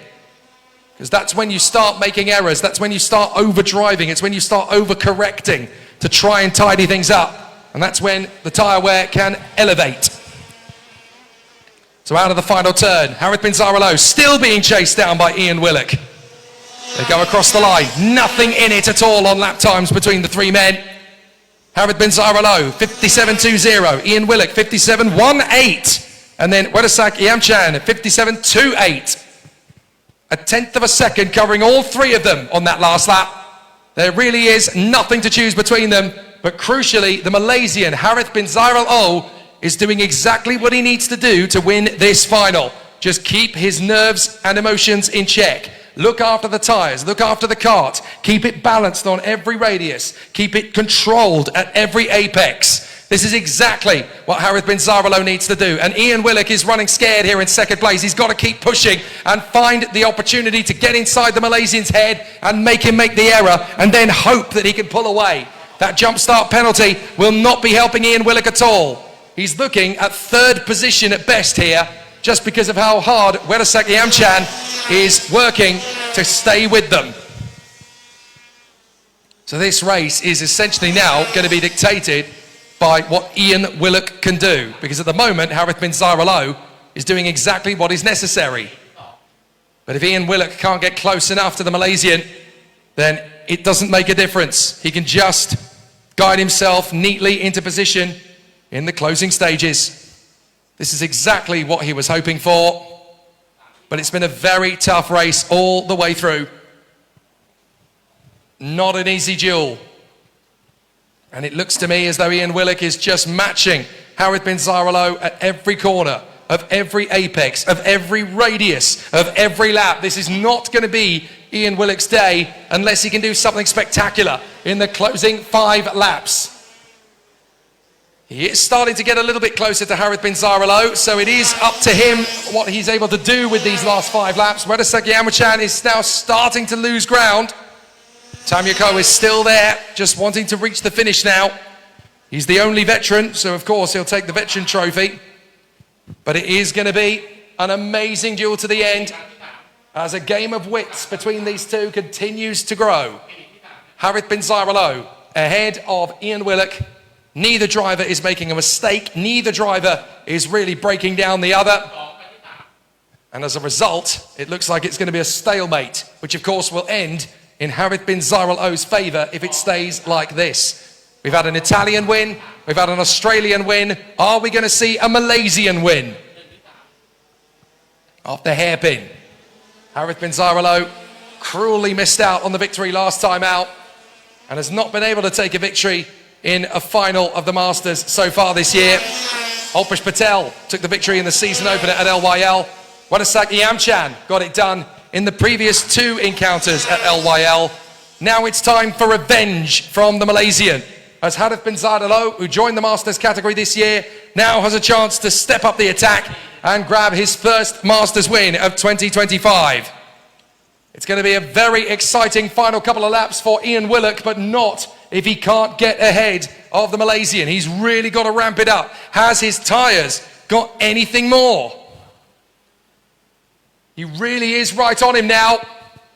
So this is where Ian Willock's got to step it up. He's really got to push. Harith bin Zaralo is working very hard to look after the tyres. Ian Willock has hung back on the last couple of laps to look after the tyres a little bit, to give himself a little bit more time to go at him. But he's been very measured. If he can just get the move, he can get the moral victory, even if it's not the official victory. And that will be enough to give Ian Willock some sense of pride at the end of all this. He's got to work very hard to the conclusion to see this all go his way. But Harith bin Zaralo of Malaysia running closely in front of Ian Willock, the Singaporean, as Wedasak Yamchan has fallen right off the duo now. Now, if he's not careful, Wedasak Yamchan could actually lose what could potentially be second place here, because Ian Willock might actually be able to pull 5 seconds on Yamchan just by pushing the race leader. So Yamchan might be losing too much time here. The gap has opened up between them now to 3 seconds. Give them another 2 laps, and that could increase to 5. But Ian Willock is trying to get ahead of Harith bin Zaralo. Even if he can't get the win officially, he could still get the win morally, and he is going to work his magic to the Malaysian with 2 laps to go. He's going to try and crack him. This is going to be agonizingly close for Ian Willock if he can't get ahead, but if he can get ahead, he's got to pull 5 seconds clear. I'm not sure he'll do that, but he'll certainly set us up for a great final shindig here, as Ian Willock is trying his best to prove a point, even if he can't win the race. Thanks to his jump start penalty, he'll have to carry that into the final results, but he might still be able to get one over on Harith bin Zaralo. Then nose to tail with a lap and a half to go. Into the Mickey Mouse section, out of the Mickey Mouse section, and up to the flying hairpin. Ian Willock is not backing down. He's not going to run this race ragged. There's a great chance to get this to the finish line here, as Harith bin Zaralo is just hanging on that little bit longer. But Ian Willock is pushing. You never give up. He might just get one shot to make the overtake. Into the last lap we go. 17 laps, hammer and tongs between these two, and we might just get one final lap showdown. Ian Willock is doing everything he can. Harith bin Zaralo is trying desperately to hang on to pick up his first final win of the season. But then so too is Ian Willock on his Inf1nity IAME Series Asia debut. But he's got to get ahead and then pull 5 seconds clear. I don't see it happening, but he could still get the moral victory by getting ahead. But Harith bin Zaralo is his equal. They have been measured all the way through. And after 18 laps, 2 kilograms of body weight lost, it is going to be an exceptionally fantastic conclusion to a race that had no overtakes, but lots of intrigue and lots of edge of your seat running between these two, as Harith bin Zaralo is going to hang on in front of Ian Willock. He'll take the victory. He didn't need the mistakes. None of them came. Harith bin Zaralo gets the win, and he is ecstatic as he crosses the line. He cannot believe it. Such incredible guys from Harith bin Zaralo. He was bulletproof when it mattered. And Harith bin Zaralo will not be vanquished this weekend.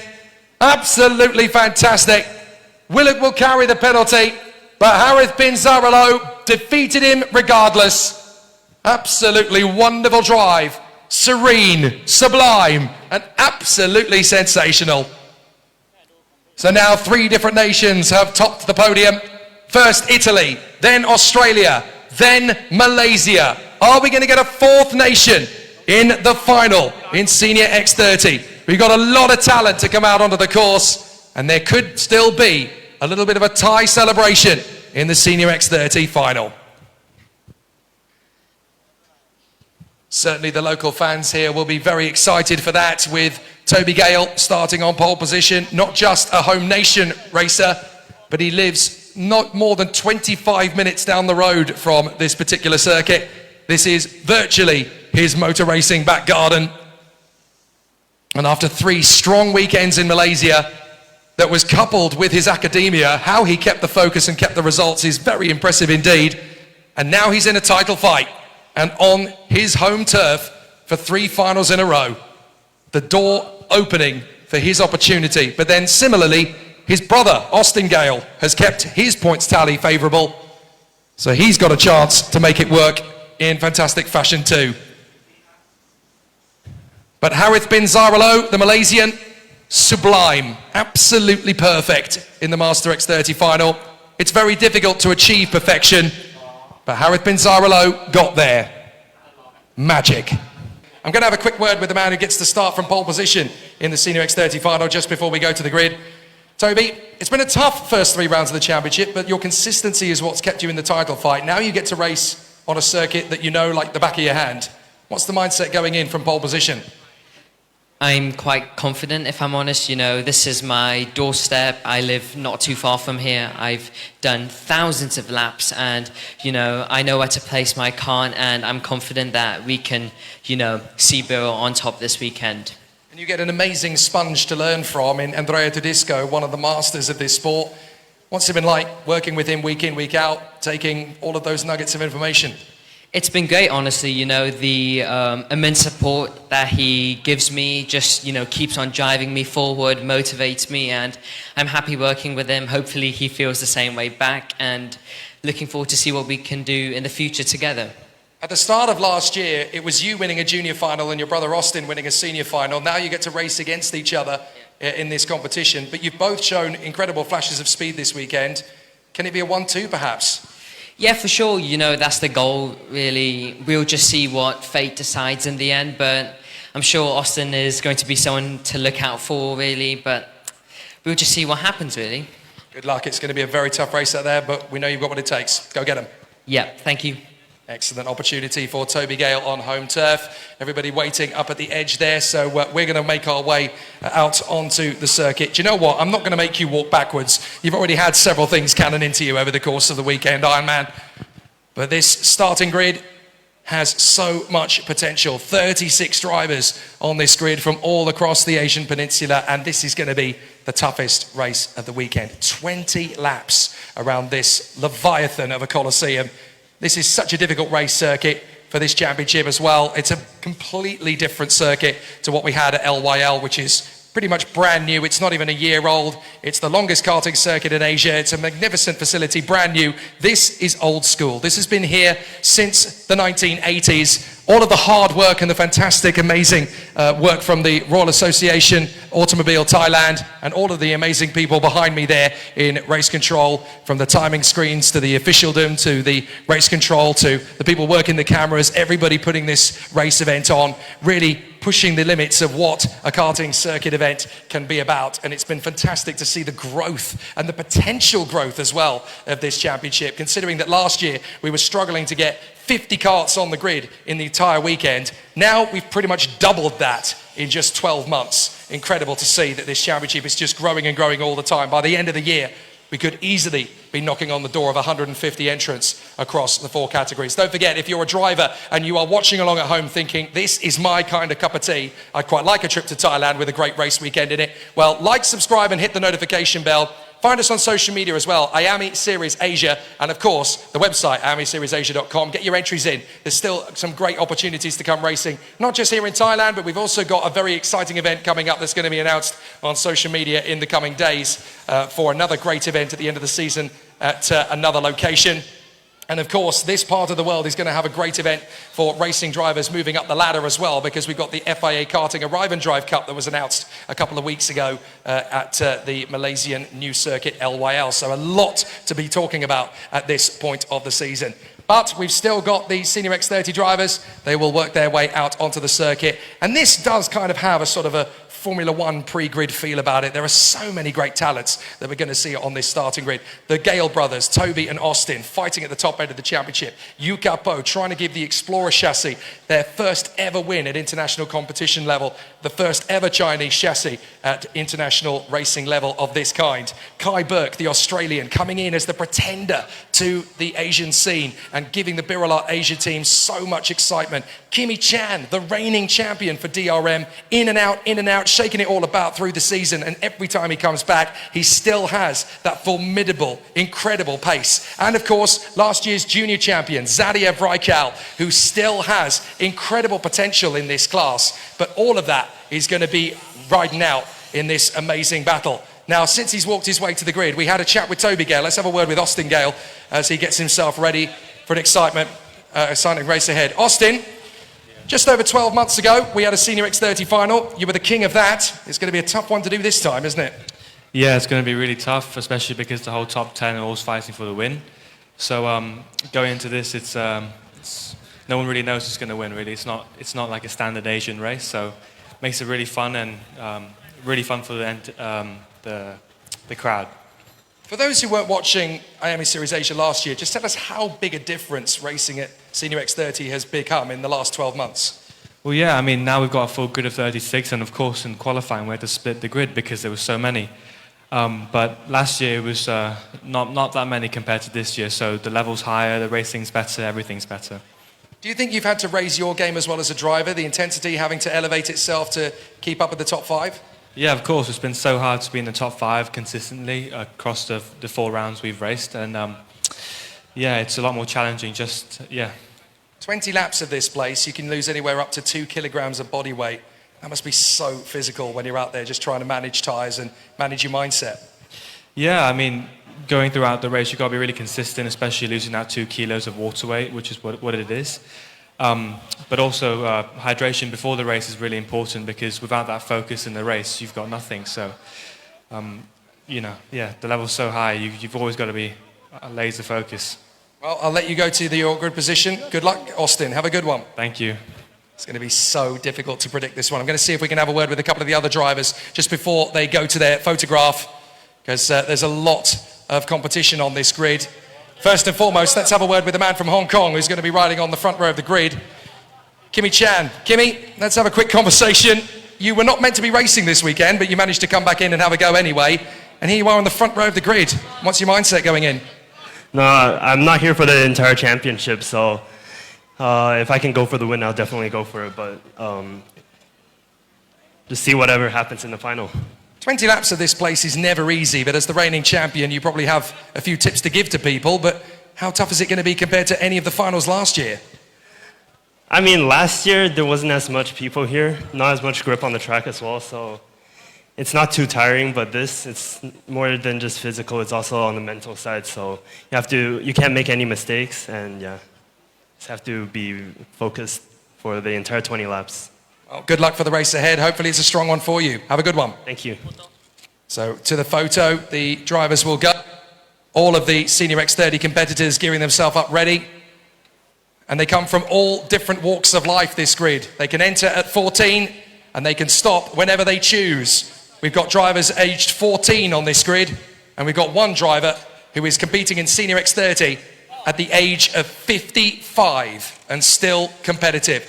That is just how amazing Senior X30 is as a competition. It's one of the toughest races in motorsport, never mind in karting. And it's going to be really exciting to see which of these 36 drivers emerges in the top 5 to grab a trophy and on the top step to grab maximum points. This is going to be such a difficult mission. So many great talents on this grid. How do you separate them? Let's have a quick word with a man in 4th on the starting grid as he makes his way back. Yukapo. Good to see you, my friend. Championship leader coming in, still hunting for that elusive first win for the Explorer chassis. How difficult is it going to be from the outside of the second row? We have been struggling with the chassis this weekend. It's not easy for us, especially it's the first time we bring this chassis here. So we're still looking for the perfect setup, but I think we do our best. If this one doesn't go well, then we wait for the next one. How important is consistency in a championship like this when you've got at least 9 or 10 drivers who can win finals? I would say especially with the full grid, no crashing is the most important for me. Well, it's going to be a very interesting one. How tough do you think it's going to be to look after those tyres in the mid part of the race? I think it's not a problem like for brand new tyres, 20 laps. I think it's not a problem for not just me, but for all of us. Yeah, I'm confident with the tyres. Well, good luck, and we're looking forward to the show. Have a great race. Thank you. Really exciting. We've got incredible here on the front of this grid, but even behind the top 2 rows, we've obviously got Toby Gale and Kimmy Chan, but then we've also got Austin Gale and Yuka Po. The race director's just having a chat to the 4 of them, so we can go a little bit further back here.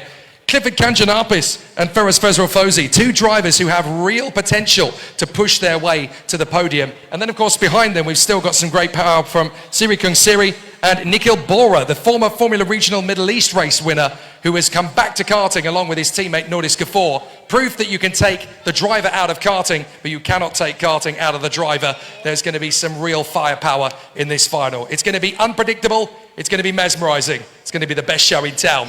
Senior X30 at Bira. Bring it on.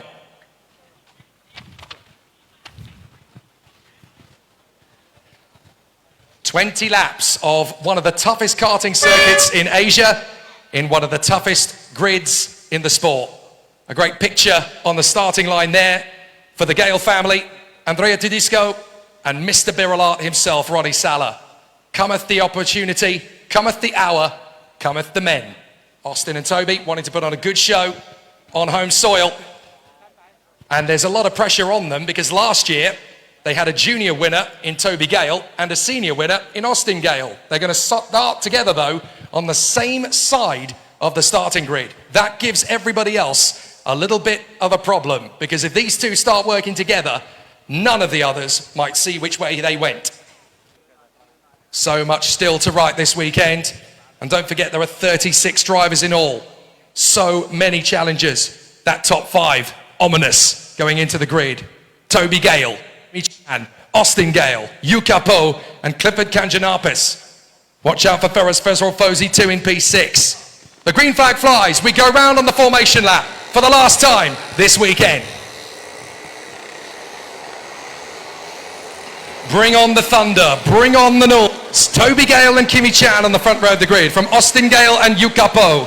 Then Clifford Kanjanapis and Ferris Fozi, Siri Kongsiri and Nikhil Bora, Zaria Vraikal and Shavish Sentil, Nawin Natapanon and Cooper Fish, Chen Zhuyan and Kai Burke, Miguel Quinones and Andy Barrett, Panakon Adamasami and Didi Tse from Norris Gafor and Paco Miguel Sarmiento, Yohanatan Mosh and Ayan Marwa, Kay Sachin and Thomas George, Zachary Boyce and Tian Runchin, Karim Kar and Mark Yao from Ryan Gunavordana and Amiel Udang, Megat Silkanine and Putsun Stich Gurang, Sutomo Nishimura and Zhao Shiyan, Alvin Tian and Melvin Shane.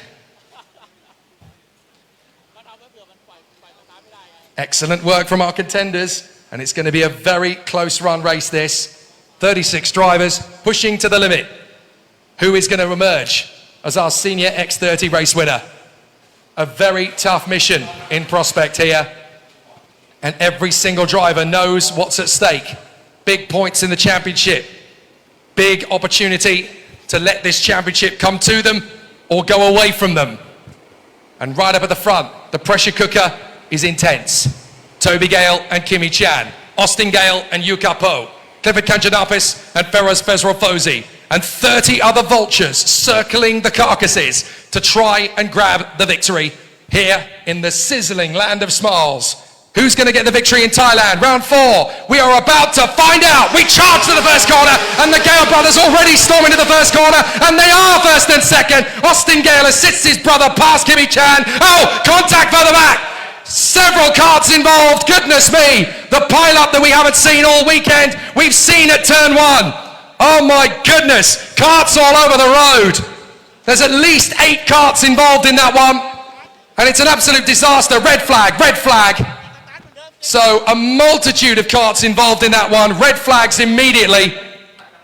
The kart circuit is completely blocked as chassis after chassis is completely destroyed. Well, not a great race at all then at the start. The race has been red flagged. That means that the drivers will work their way back to the starting grid. It'll be a fresh restart. So if any of those drivers can get their kart back to the starting grid, they will be allowed to start again. But I have a feeling that quite a few of them will not be able to. So we need to get a look at that incident again to see who's involved in it essentially. But there's at least 8 karts, I would say, not going anywhere as a result of that. Very dramatic to see all of the karts tangled up in that one. Let's have another look at it.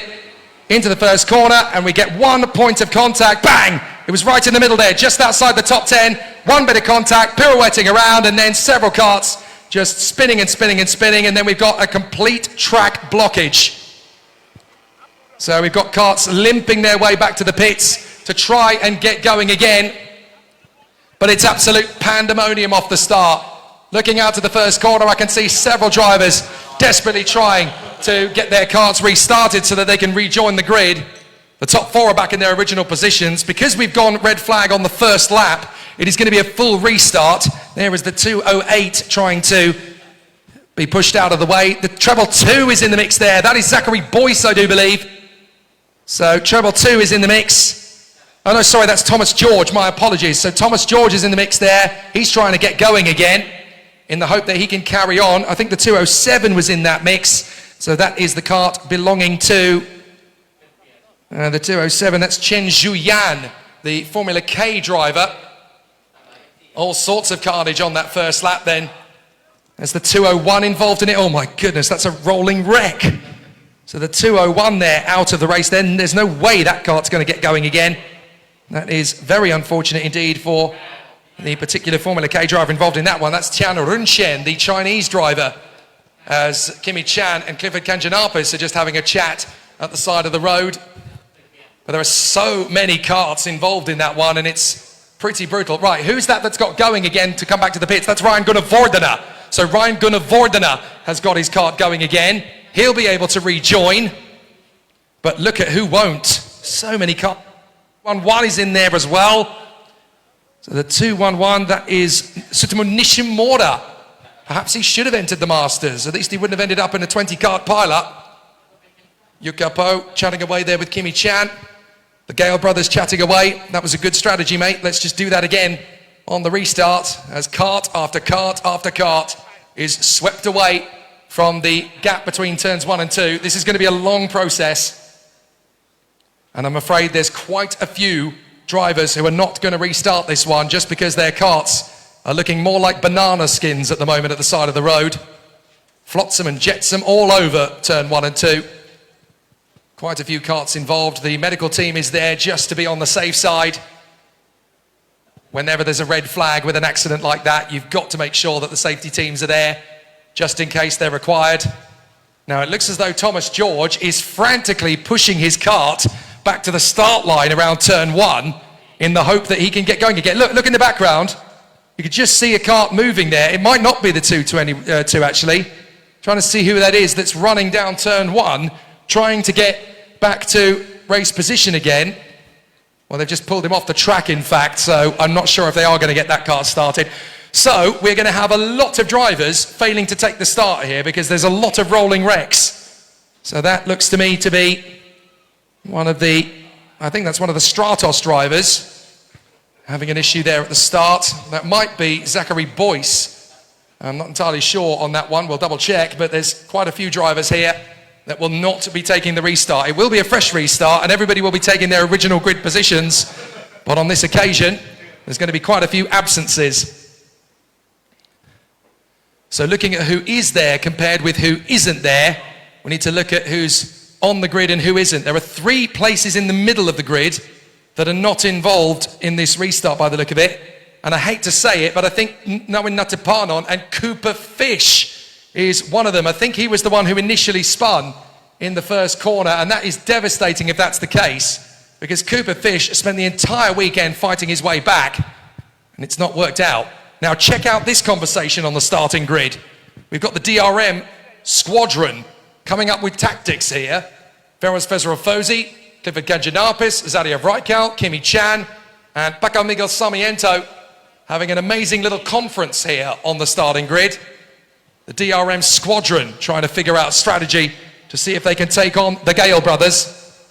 Well, there is Cooper Fish. They've run the entire length of the pit straight pretty much round turn 1 to try and get going again, to get this kart back into the race. The tyres are destroyed. They look like dollar coins at the moment. They're trying to get the kart onto the trolley. There is frantic activity going on down here. And we can see it on our cameras now, I hope.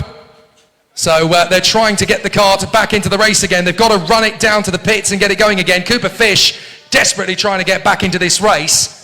It is a full restart, so as long as you can get your kart on the grid, you can restart in your original grid position. So they're frantically trying to get Cooper Fish back into the race. They've only got a few minutes to do it though. So there's quite a few drivers here that are trying desperately to extract whatever's left of their kart and get back on the grid. There's there's 4 or 5 karts that are going to have absolutely no chance of getting going again. Cooper Fish, although he was the first one really to be pitched around in a spin, I don't think he's actually got that much damage to his kart. So there's an argument here that he might be able to get going again. And certainly the marshals at turn 1 are pulling a few of the carts going through. So it looks like there could be a couple of other drivers working their way forward to try and move their way back. That's the 211 and the 277 trying to recover. So that is Karine Kaur. So Karine Kaur, the Singaporean, also caught up in it, and she, of course, is going to be trying desperately to get herself ready for the Champions of the Future Academy at the later part of the year.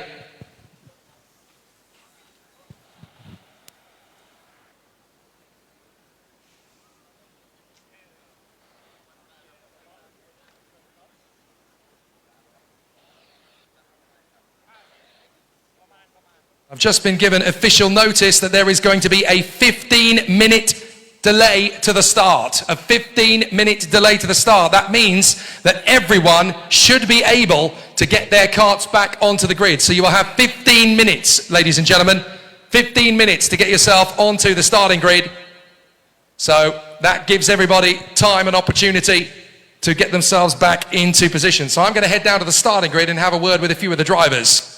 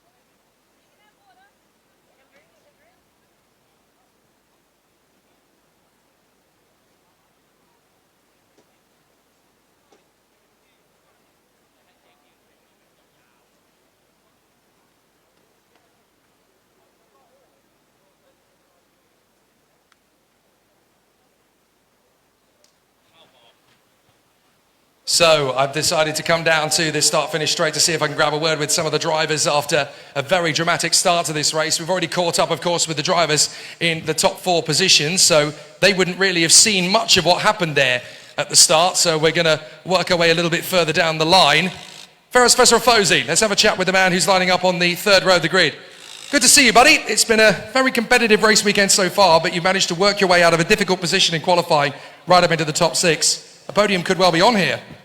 Yeah, I was struggling since quali, as I have problem with the kart, but we try to make that up in the final and finish at least in the top 3. What a difference a year makes, eh? It was fairly reasonable to get into the top 3. Now it's quite a mission to be there nowadays, isn't it? Yeah, with the grid we have, it's really competitive. But you really seem to have built into a really nice sort of rhythm of the teamwork here with Zadiev, with Clifford, and with Kimi. When you get a chance to work together, you've really got this nice little squadron going. Yeah, teamwork makes the dream work. Good luck for the race, buddy. Thank you. So Ferris Fosi looking forward to a very interesting final here. It's going to be a very interesting battle. I'm going to see who else we can grab a word with. Let's have a word with one of the fireballs back in the paddock, Nikhil Bora. Good to see you, my friend. It's wonderful to see you back in the world of karting and right up in 8th place. This is much better than quali. Yeah, I've struggled a bit in quali. I've been pretty rusty and not driving as well as I should have been. But yeah, we worked on the chassis, worked on my driving, and then now in a position we can fight for something useful, yeah. A little birdie tells me that you guys have been changing setup about 4 or 5 times over the weekend to see what works. Yeah, I think the only thing we haven't done is put it upside down, but other than that, yeah, we've been trying a lot just to try and make it work. I don't know if our chassis is the best at this track, but I think with a bit of tuning we can get it right, yeah. But this is where your Formula Regional and Formula 4 prowess is going to come into play, right? That level of endurance for 20 laps on a circuit like this, it's probably going to come in quite handy. I think karting is a lot more difficult than than Formula, but yeah, to be honest, I don't struggle too much in the kart anymore after Formula. So yeah. Good job, Ben. Great to see you back, and hopefully we'll see you in the top 5. Yeah, man. Hope so. Great to see drivers making their return into the world of karting. Formula One drivers do it all the time, of course, in between races, in closed doors conditions. They always go back to karting because it's the only form of racing you never stop learning in. Right, we've got a few spaces down here on the grid. This one should be filled by Cooper Fish.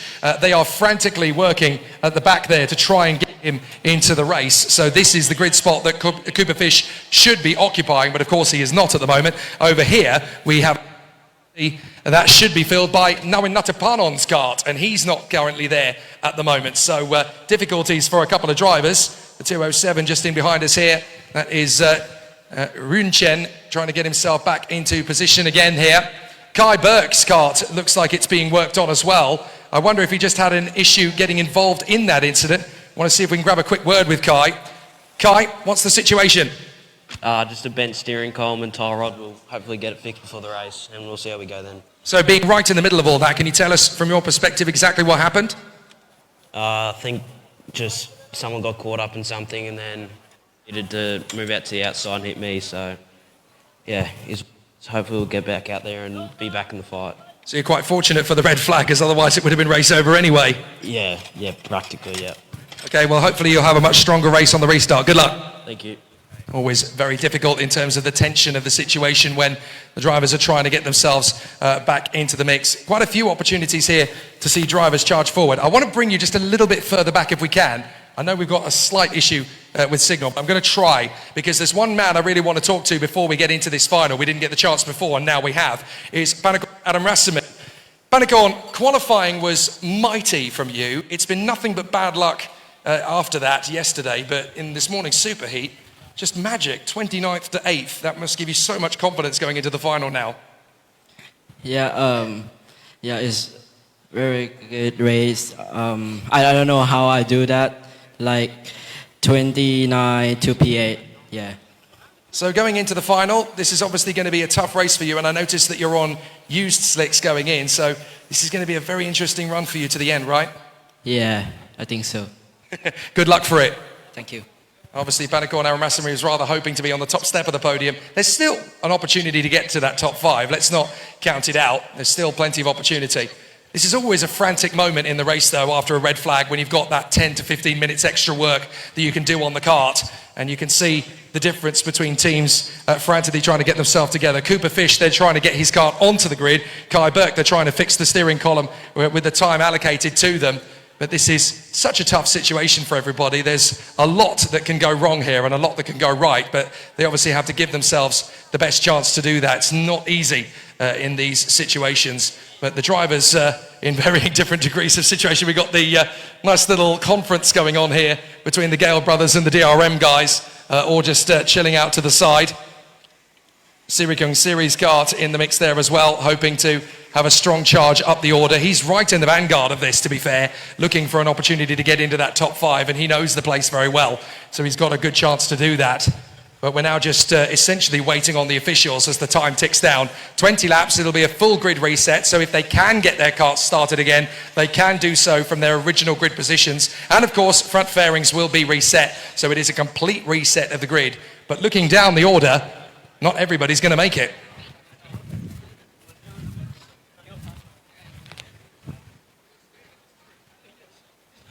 A very tough race ahead of us. It was always going to be a tough race anyway, but now 20 laps on a restart after what was a very dramatic start to this race. And to make matters worse, the rain that was predicted to hit the circuit is getting closer and closer to the circuit. Whether it actually breaks in the middle of the race or not is yet to be seen, but it's definitely going to be concerning people on the sidelines here. There is every chance that we could have another sting in the tail here. This narrative is already fairly dramatic. We certainly don't need another sting in the tail to cause problems and ructions.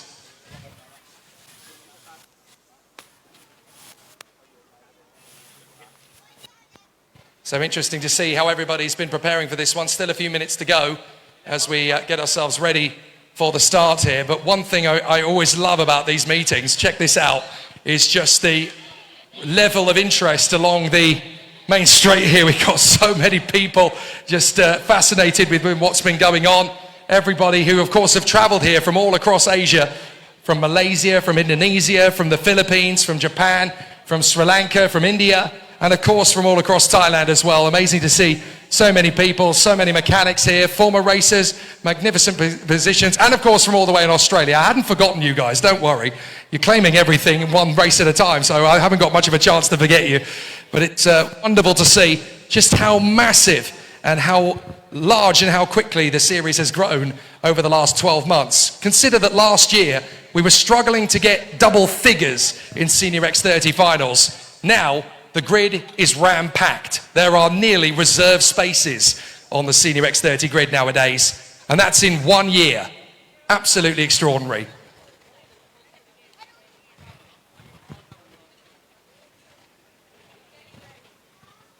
So the Inf1nity IAME Series Asia Battle 2025 put on pause in round 4, just to give these guys a chance to fix their karts and get themselves ready for the start again. But it's not going to be too long until the 5-minute board will go up again.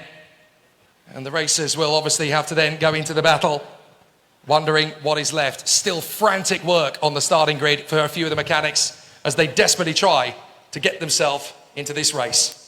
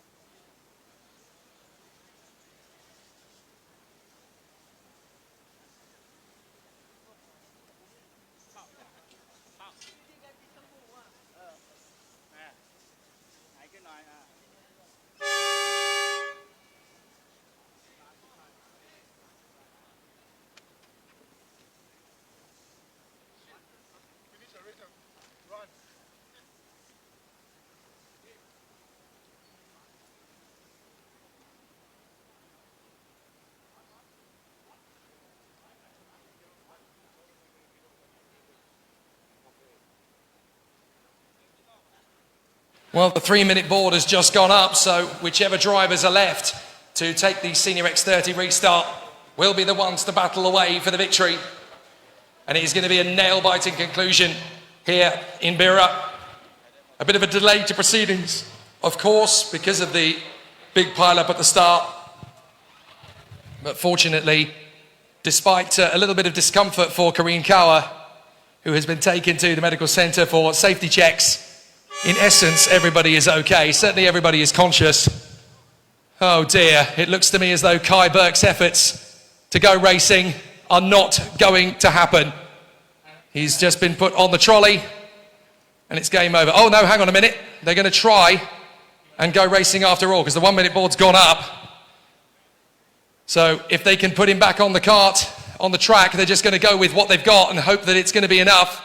The last couple of karts are going to rejoin at the back, having taken up the start. So now we're going to get to see if the drivers can take their position on the grid again. And miracle of miracles, one of them is going to be Cooper Fish. I cannot believe it, but Cooper Fish's kart has returned to the circuit. Now he's going to argue here, look, I'm allowed to go off my original grid position, aren't I? Well, not if you were working on the kart in that position of the grid, according to what the officials are telling him. Maybe he didn't make it to the original grid in time, but Cooper Fish is going to take the start, albeit, by the look of it, at the back of the grid. So row 6 is going to remain empty, as neither Nawin Natapanon and Cooper Fish can take their original grid positions, but it does look like Cooper Fish is going to be on the grid regardless, albeit at the back, and that is a miracle after the damage he had to his kart.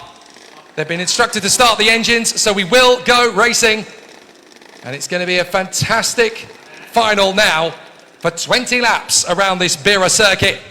The clouds are trying to descend over the course, but will we dodge the rain, and will we dodge another big incident like we had on the original start?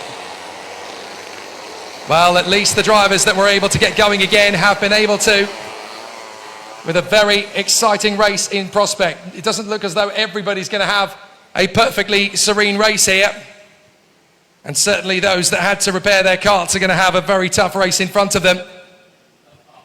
Well, we're certainly going to have a tough race in earnest, and I don't think any of the 36 drivers taking part in this race are under any illusion that it's going to be a tough race. Certainly Nawin Natapanon and Cooper Fish will not take their original grid positions. I think both of them might have been able to get going again. One driver that will not be taking the start again is Karine Kaur, the Singaporean, getting involved in an incident there, and unfortunately the kart that collided with her ended up hitting her thigh, so she's been taken to the medical centre for a little bit of attention.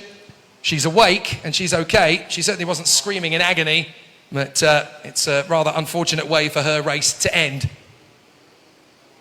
So it's time for Toby Gale and Kimmy Chan to back up the pack and get ready for this 20-lap final to get underway once more. Hopefully we're going to get a much cleaner start than we got the first time round, as everybody is prepared for an exciting duel to the first corner.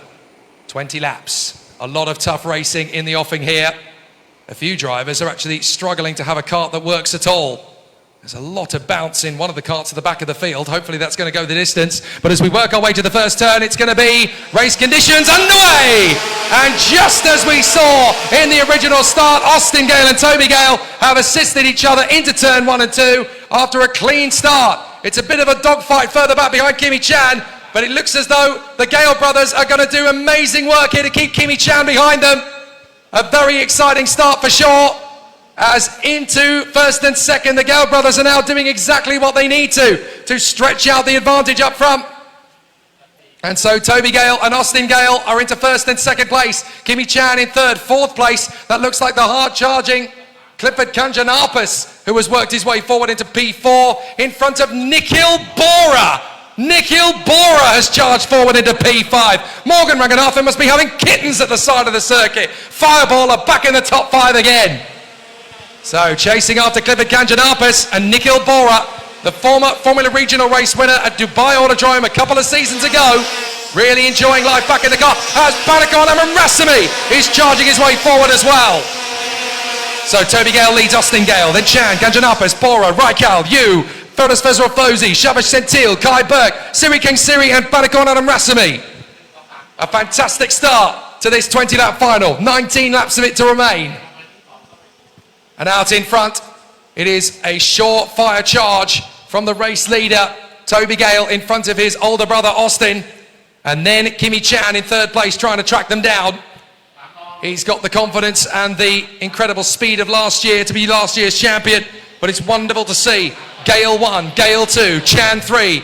Up the inside comes Zadia Braikal to dive in on Nikhil Bora, and he gets through. The reigning Junior X30 champion overtakes the Formula Regional Middle East race winner. Nikhil Bora, also a race winner in the Indian Racing League, of course, where his stablemate was the very talented Alistair Jung of Malaysia. Yuka Po trying to charge after Nikhil Bora now, the championship leader coming into this weekend. And there's contact on the final turn between the 259 and the 236. So right at the back of this field, we've got some karts out of the woods. As up the inside again, having to defend the position. So we had Amal Udang, Thomas George and Karin Carr failing to take the start, and then collisions there between Alvin Chan and Noin Natapanon at the back of the field. So Toby Gale leads the way, and look at the gap that is being produced as Austin Gale hangs on in front of Kimi Chan. He is defending big time here. Incredible. Kimi Chan is fighting with Austin Gale, and Austin Gale is doing everything he can to hold on to second place. He's parking the bus in the hairpin. They're wrestling their way past Austin Gale. Zadia Braikal dives in on Kimi Chan. 3 wide amongst the DRM Paralins. Into turn 1. Chan goes round the outside. Kanjanapis tucks in on Zadia Braikal, and Nikhil Bora with a chance to steal up in front of Yuka Po. Absolutely incredible racing here at Bira. And all of that began because Austin Gale is defending in second position. Toby Gale has got an absolute stormer up front. So Toby Gale, 14 years of age, here from Pattaya City, has absolutely stormed away, and he's already over 3 seconds clear of Austin Gale. So Toby Gale has the lead in the Senior X30 final. Austin Gale won a Senior X30 final here last year. Now it looks like it's Toby's turn. But Austin Gale still racing valiantly against Kimi Chan and Zadia Braikal. They got very impatient with him at the end of that last lap as Yuka Po gets ahead of Nikhil Bora once again. So Yuka Po gets ahead, Ferodas Fezrov Fozi is behind them, then Sentil, then Adam Rasami and Kai Burke, the Australian, getting himself into the mix. So Toby Gale leads the race, Austin Gale in second position, and on the inside, Kimi Chan slam dunks and runs wide. Braikal gets through in a third position. Kimi Chan tried everything he could, and Toby Gale is disappearing into the distance as Austin Gale lets Kimi Chan slide up the inside. Look at it, just overshoots completely, ends up in the marbles, and Austin Gale and Zadia Braikal take him on. So Austin Gale now second position in front of Zadia Braikal. So the reigning senior champion let his teammate, the reigning junior champion, through, and we know how motivated and determined Zadia Braikal can be. If he sees a gap, he's going to go for it. So Austin Gale holding station. The man in front of him is the man he was racing against last year. Zadia Braikal was battling with Toby Gale in 2024 in junior. Now in 2025, he needs to get ahead of his brother to stand a chance of racing him in senior. But Zadia Braikal desperately trying to get ahead of Austin Gale, but it looks as though it's going to be 4 different winners from the first 4 finals of 2025. Braikal determined, not going to let Austin Gale block him anymore. It's a wrestling match up in the Mickey Mouse section. And Austin Gale again just parks the bus. The rage and the irritation will be bubbling over at DRM. He's blocking us. Get him out of the way. Zadia Braikal right in behind Austin Gale. But he's got pressure from behind him as well. Zadia Braikal tries to protect the inside line now from Kimi Chan. The junior and senior champions from 2024 are now nose to tail. Zadia Braikal pushing, trying to get past Austin Gale. And he's up the inside, and he's done it! Kimi Chan will be there with him on the inside line as well. So now Zadia Braikal and Kimi Chan are through. Kanjanapis trying to follow in as well, and he's made it. So Austin Gale back down to 5th position. And there goes Nikhil Bora, right round the outside of Yuka Po. Nikhil Bora, what a steal! He really is the fireball of this race. Magnificent from Bora on the outside of Yuka Po, who got held up there by Austin Gale. So now it's up to Kimi Chan and Zadia Braikal. They've got to team up to go after the race leader, Toby Gale, who is a full 5 seconds up the road with 14 laps, nearly 13 laps remaining. My goodness me, this is going to be almost impossible. But if any combination can do it, it's Zadia Braikal and Kimi Chan. Chan will not race with Braikal, he'll work with him. As up the inside goes Panikon Adam Rasami. He dives in on the last corner on Feder's Fozi. Now Kimi Chan is a wise cookie. In third position, he will know that Zadia Braikal is not the man he's racing. He needs to work with him. They need to push around this course together in unison. Second and third, they need to go after the race leader and they need to work together. So Chan is not going to make the overtake on Zadia Braikal. If he's got any sense, he's going to push him. He knows that Braikal is quick. He's quick behind him as well. So they're going to work together. They're going to push each other around this course, trying to take on Toby Gale, who has the mother of all advantages up front. But if anyone's going to close in, it's going to be these two. The reigning junior champion and the reigning senior champion. They've got a chance to go together and close up on the tie up front. But they've got to do it in 12 laps. 12 laps to make up 5 seconds. That is an extraordinary task. But it isn't impossible. The gap is 4.4 seconds. So if they can take out 0.4 of a second per lap, then it's just about achievable. But they've really got to team up here. They've got to be in absolute sync. This is going to be the toughest race of the season for Zadia Braikal and Kimi Chan, two men who have won finals so far this year. This man has not yet, Toby Gale, but what a place to do it. Last year, in the opening round of the championship, he won the Junior X30 final. On the same day, his brother Austin won the Senior X30 final. Over 12 months later, on the same circuit, in the same championship, now both in senior, and Toby Gale has a chance to dominate in a way that Andrea Galimberti could only dream of in Junior X30. But it's all going to come down to Zadia Braikal and Kimi Chan. What can they do to close the gap? It was 4.4. Well, it's down to 4.3, but that is not enough. So Yukapo is now the fastest man on track. He's closing up on the top 5. Austin Gale is in P5, by the way. And there are so many battles to come, but only if there's an opportunity to close up on the race leader, Toby Gale. Zadia Braikal and Kimi Chan have got to step on it. But they've got to close up to the tune of at least half a second per lap for the remaining laps in this race. And I'm not sure they can gain that much time on Toby Gale, who knows this place like the back of his palm. So Kimi Chan tightening behind Zadia Braikal, and I believe the damage is done. Austin Gale trying to close back up to Clifford Kanjanapis though. And I think Austin Gale there saw the writing on the wall. He couldn't get ahead of Toby Gale in time to make this race come to him. So he thought, well, if I can defend second position, maybe there's a chance for us to get a 1-2. But it wasn't quite the way it worked out for Austin Gale. He couldn't hold them off for long. And so now down to 5th position he goes with a chance to look after his tyres now and hope for a bid for second place later. Fastest man on the racetrack, incidentally, is Yukapo, 55.279 for him.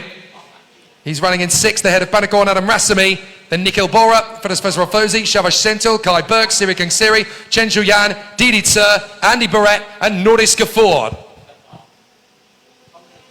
So Zadia Braikal and Kimi Chan are doing everything they can to close up on the race leader.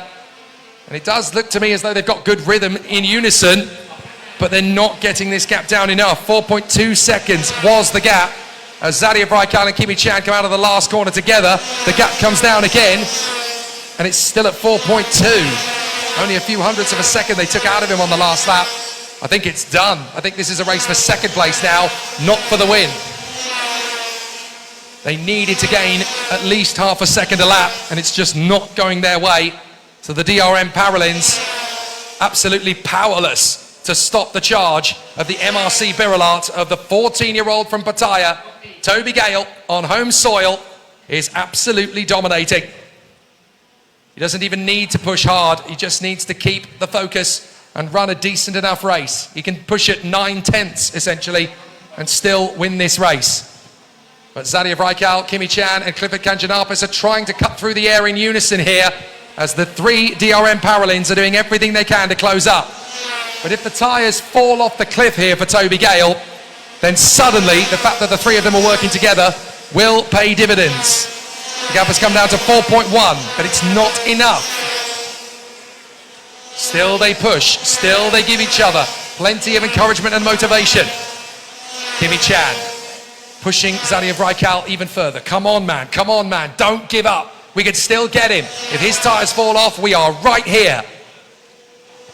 But it is a long shot, and they know it's a long shot. And before too long, they're going to start battling each other for second place. Their own championship assaults will become more important. And Kimi Chan, of course, is not doing the full championship. He's already missed 1 round of the championship. He's going to miss at least 1 more before the season is out. He's already told us that. So he will play the team game here now that he can't go for the win himself.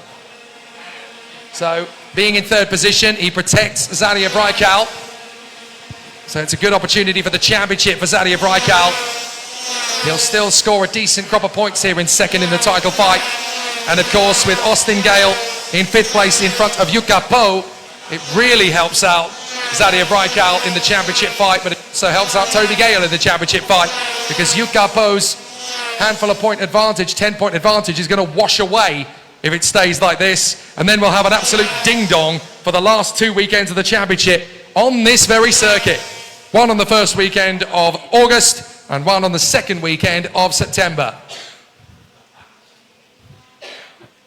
But it's still going to be about who's got the motivation here, as Kimi Chan will want to play the team game. He knows which side his bread is buttered. He wants to help Zadier Braikal. But Clifford Kanjanapis is not doing a full championship campaign either. Yuka Po is for the Explorer chassis for the PR1 team, and he's right in behind Austin Gale, and he is fighting him for the championship, don't forget. So that battle is going to be an intense one. Here comes Yuka Po on the purple Explorer. And there is the trio of DRM Paralympians, 2nd, 3rd and 4th. Braikal, Chan and Kanjanapis. It's going to be a tight race battle between them all. They know exactly how intense it can be, but it's going to be pretty tricky out there, that's for sure. As we go deeper into the battle, it's going to be a very tight race all the way to the finish line. And there is Toby Gale, having a very sizable race up in front. Still 4.2 seconds clear of the rest of the opponents, and that means it's going to be a bit of a ding-dong for second place now.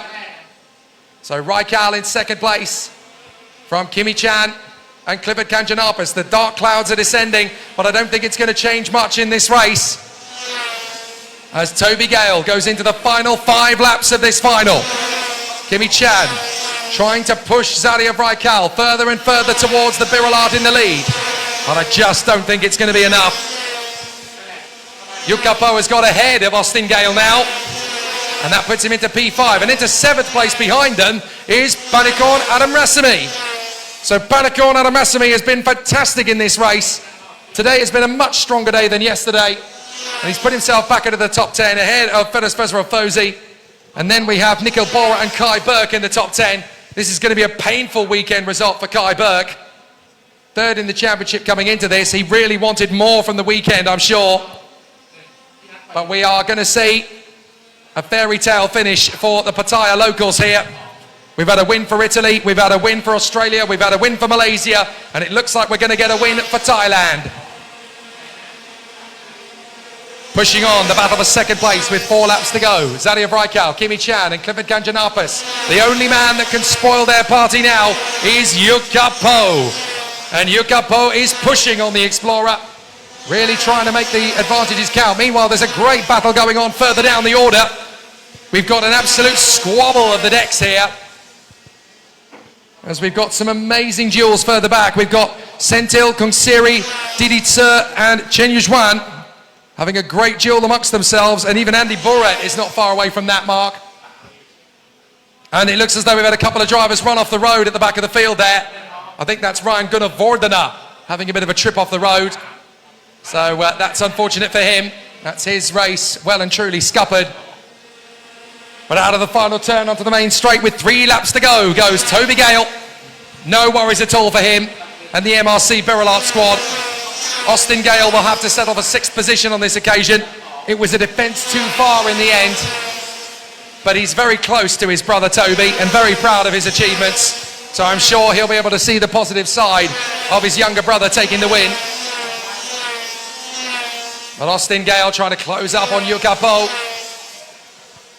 A really exciting battle continuing on here, as we've got some amazing squabbles to come if Yukapo can close up on Clifford Kanjanapis. There's an absolute war going on for 7th position. 5 drivers all in the contest. Adam Rasami, Fosi, Bora, Burke and Sentil. Absolute dogfight between those 5 drivers. And then for 12th position, we've got an amazing duel as well between Chen, Tse, Burdett and Quinones. So some really exciting squabbles everywhere you look. And there's all sorts of duels to be had in this contest. And it looks as though we've got even more squabbles to talk about in the closing phases of this race. A couple of drivers dropping out of the fray by the look of it. I can't see Didi Tse circling anymore. Oh no, there she is in 13. She's just in behind Chen Zhuyan. So the only reason I couldn't see her was because the front Nassau is now plain white compared to the DAP colour. So it was easy to miss on a distance. But there comes Toby Gale on the back stretch.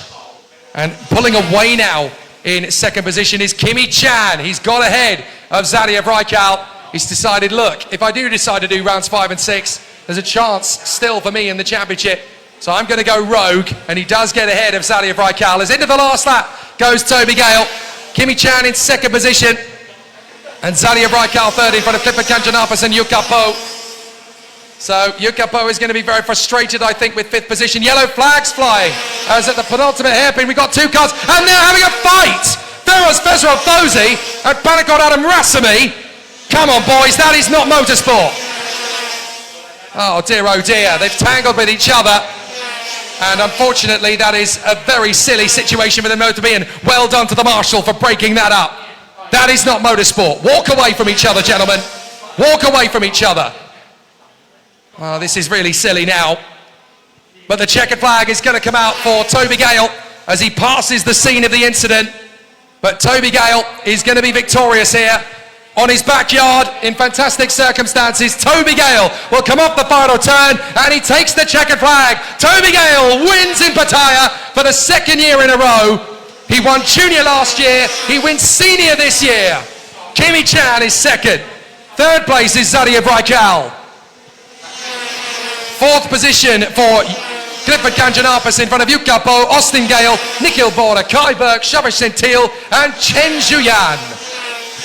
What a fantastic end to the race then, and an absolute domination for Toby Gale. Round 1 was lifted by Yukapo, round 2 was taken by Kimi Chan, and round 3 was victor by Zadia Breikal. And for the 4th final this year, we have a 4th different winner. His name, Toby Gale. And now the championship fight can begin in earnest for the young 14-year-old from Pattaya City. A fantastic result for Toby Gale in the MRC Bira. What a magnificent display, what a fantastic result, and a magnificent way for the final to end. And of course the battle will rejoin as we go to battle once again in the next round of the championship here at Bira Circuit. Fantastic racing concludes here in Senior X30. We'll take a pause as we get ourselves ready for the podium ceremony trackside here at Pattaya. But it really has been a sensational duel to the line in Senior X30. And an absolutely extraordinary result in Senior X30 after a very tense final. But it's Toby Gale that becomes the 4th different winner of a final in 2025. We'll be back later for the podium ceremony. Don't go too far away. Drivers to come forward. We are starting with the IAME Series Thailand podium in the junior category. So, in 5th position, representing Thailand, Nadal Imchitpanya. Congratulations to Nadal. A fantastic performance from him after what has been a truly sensational result. And Mr. Pimple Imchitpanya will present the trophy to our man in 5th position. Nadal Imchitpanya for Thailand. In 4th position for Hong Kong, Max Tse. Congratulations to Max Tse. Apparently he's had to disappear, so he is going to get the trophy collected for the DRM team. In third position for Singapore, Conrad Garrow. A great result for Conrad Garrow after what has been a very busy weekend for him. In second position, also for Singapore, Danish Chen. A fabulous performance then for the 29R team and for Danish Chen in P2. But your IAME Series Thailand winner here for Italy, Andrea Galimberti. A great result on the top step of the podium then for Andrea Galimberti, who takes the IAME Series Thailand victory, the first of 3 rounds here in the 2025 campaign in junior. So a hearty congratulations then to our top 5 drivers in IAME Series Thailand. Congratulations then to our drivers, and we will continue on with junior as we move on to the IAME Series Asia podium in the Junior X30 category. So in 5th position, representing Malaysia, Leonardo Mori. Congratulations to Leonardo. Very impressive performance over the course of the weekend. In 4th position for Singapore, Conrad Garrow. A great result for the Rad Racing driver, still fighting for the 2025 IAME Series Asia Championship. In 3rd position, also for Singapore, Danish Chen. Congratulations to Danish after another solid weekend, another top 5 result for the championship contender. In 2nd position for Japan, Sera Kojima. A fabulous result for Sera Kojima, 2nd position in the final here. Her highest result of the season, and I do believe her first podium result as well. But your race winner in IAME Series Asia Round 4 for Italy, Andrea Galimberti. A terrific result for the DRM Paralin driver on the top step of the podium. So we have the 5 drivers in position, and we're going to get the dignitaries standing on the podium. There we are, ladies and gentlemen, your top 5 drivers in junior, Leonardo Mori, Conrad Garrow, Danish Chen, Sera Kojima, and your race winner, Andrea Galimberti. So in 2nd position in IAME Series Thailand and IAME Series Asia in the Masters final for Thailand, Wanasak Yamchan. So 2nd position in both the IAME Series and IAME Series Asia podium. So Wanasak Yamchan in the Masters podium. He will be in 2nd place in both IAME Series Thailand and IAME Series Asia. And on the top step of the podium, your race winner in Master in both Thailand and Asia. Your race winner for Malaysia, Harith bin Sadalo. His first Masters victory of the 25 campaign. Great to see Harith bin Sadalo come forward. Oh, and Simon Tan is going to come forward to collect the trophies for 3rd position for Tamya Ko. And he's got 3 trophies to give. Because there's 3 different trophies for Tamya Ko. He gets the winning veteran, 3rd position in IAME Series Thailand, and 3rd position in IAME Series Asia. So that is 3 separate trophies for Tamya Ko as the winning veteran and 3rd in IAME Series Asia and Thailand. That could very nearly have been Simon Tan this weekend on his own. So there we are, ladies and gentlemen, your IAME Series Masters podium. A hearty congratulations to our contenders. They're going to get one final picture with the RAAT dignitaries, and then we will conclude the race action in Master X30. Give them a round of applause, your Masters X30 podium for round 4.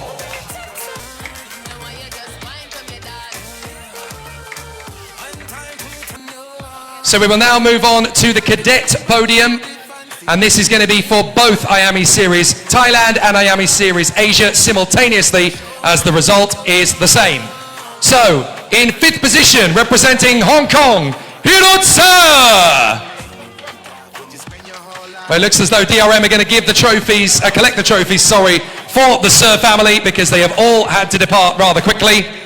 So DRM will collect the trophies on behalf of the Sir family, which means they'll also have to come up and collect the trophy for 4th position for Hong Kong, Oliver Sir. So there we are, the oldest cadets in history, making their way onto the podium to collect trophies for the Sir family. In 3rd position for Thailand, Pattaya Gokajanaset. A terrific result for the DRS driver in 3rd position on home soil. In second position, also representing Thailand, Tanawara Benjaminte. A brilliant result in second position for the DT Motorsport Sony Kart driver. But your race winner for Australia, Jay Kostecki. For the second time this year, he climbs to the top step of the podium.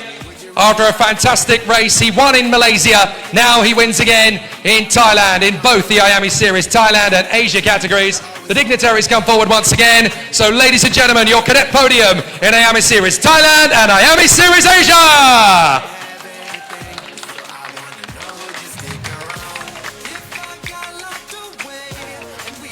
So now we move on to the Cadet Rookie Podium. The Cadet Rookie Podium, which is just part of IAME Series Thailand.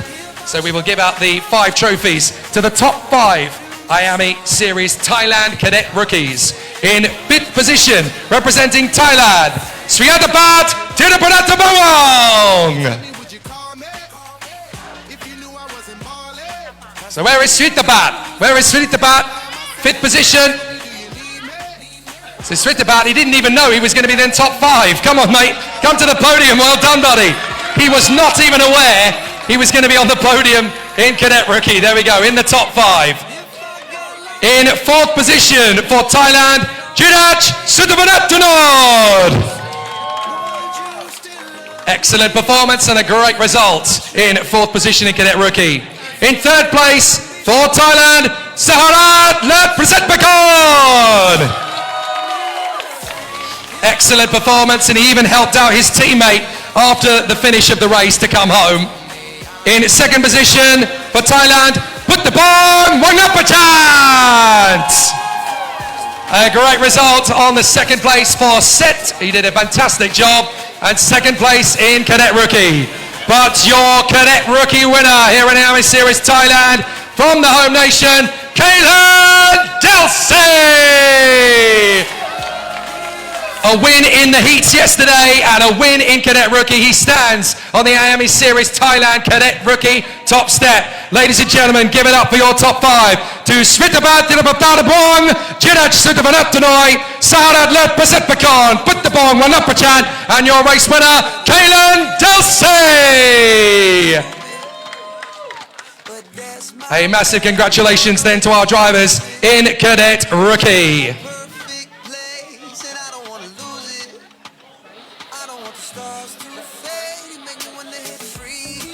And so finally to the Senior X30 podium, we will be giving the trophies to the drivers in IAME Series Thailand and IAME Series Asia simultaneously, as it is the same result. In 5th position for Hong Kong, Yuka Po. The Explorer driver coming through to the 5th position of the podium. We're not sure if he's had to make a departure, so we will make sure his trophies get to him. In 4th position for Thailand, Clifford Kanchanappas. I'm not entirely sure where Clifford Kanchanappas is. Here he is. Clifford Kanchanappas can join us on the 4th spot of the podium as he joins us on the Senior X30 podium. Great result and a fantastic performance. In 3rd position for Malaysia, Sadia Braikau. Another great result for the Malaysian after his win last time out. He's now in the top 3 here in Bira to continue his title aspirations. In 2nd position for Hong Kong, Kimi Chan. It seems as though Kimi Chan has had to make an early departure. Looks as though PR1 is here to collect the trophies in 5th position for Kimi Chan.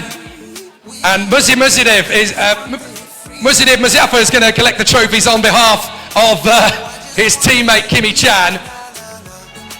So our race winner then in the Senior X30 Thailand and Asia categories for Thailand, Toby Gale. Our 4th different winner in Senior X30 in 2025, and he wins on home soil. 4 completely different winners in the contest. Absolutely fantastic, as all of the trophies are handed out to either their dignitaries, or the drivers themselves. So ladies and gentlemen, your IAME Series Thailand and IAME Series Asia Senior X30 Podium. Give them a big hand, ladies and gentlemen.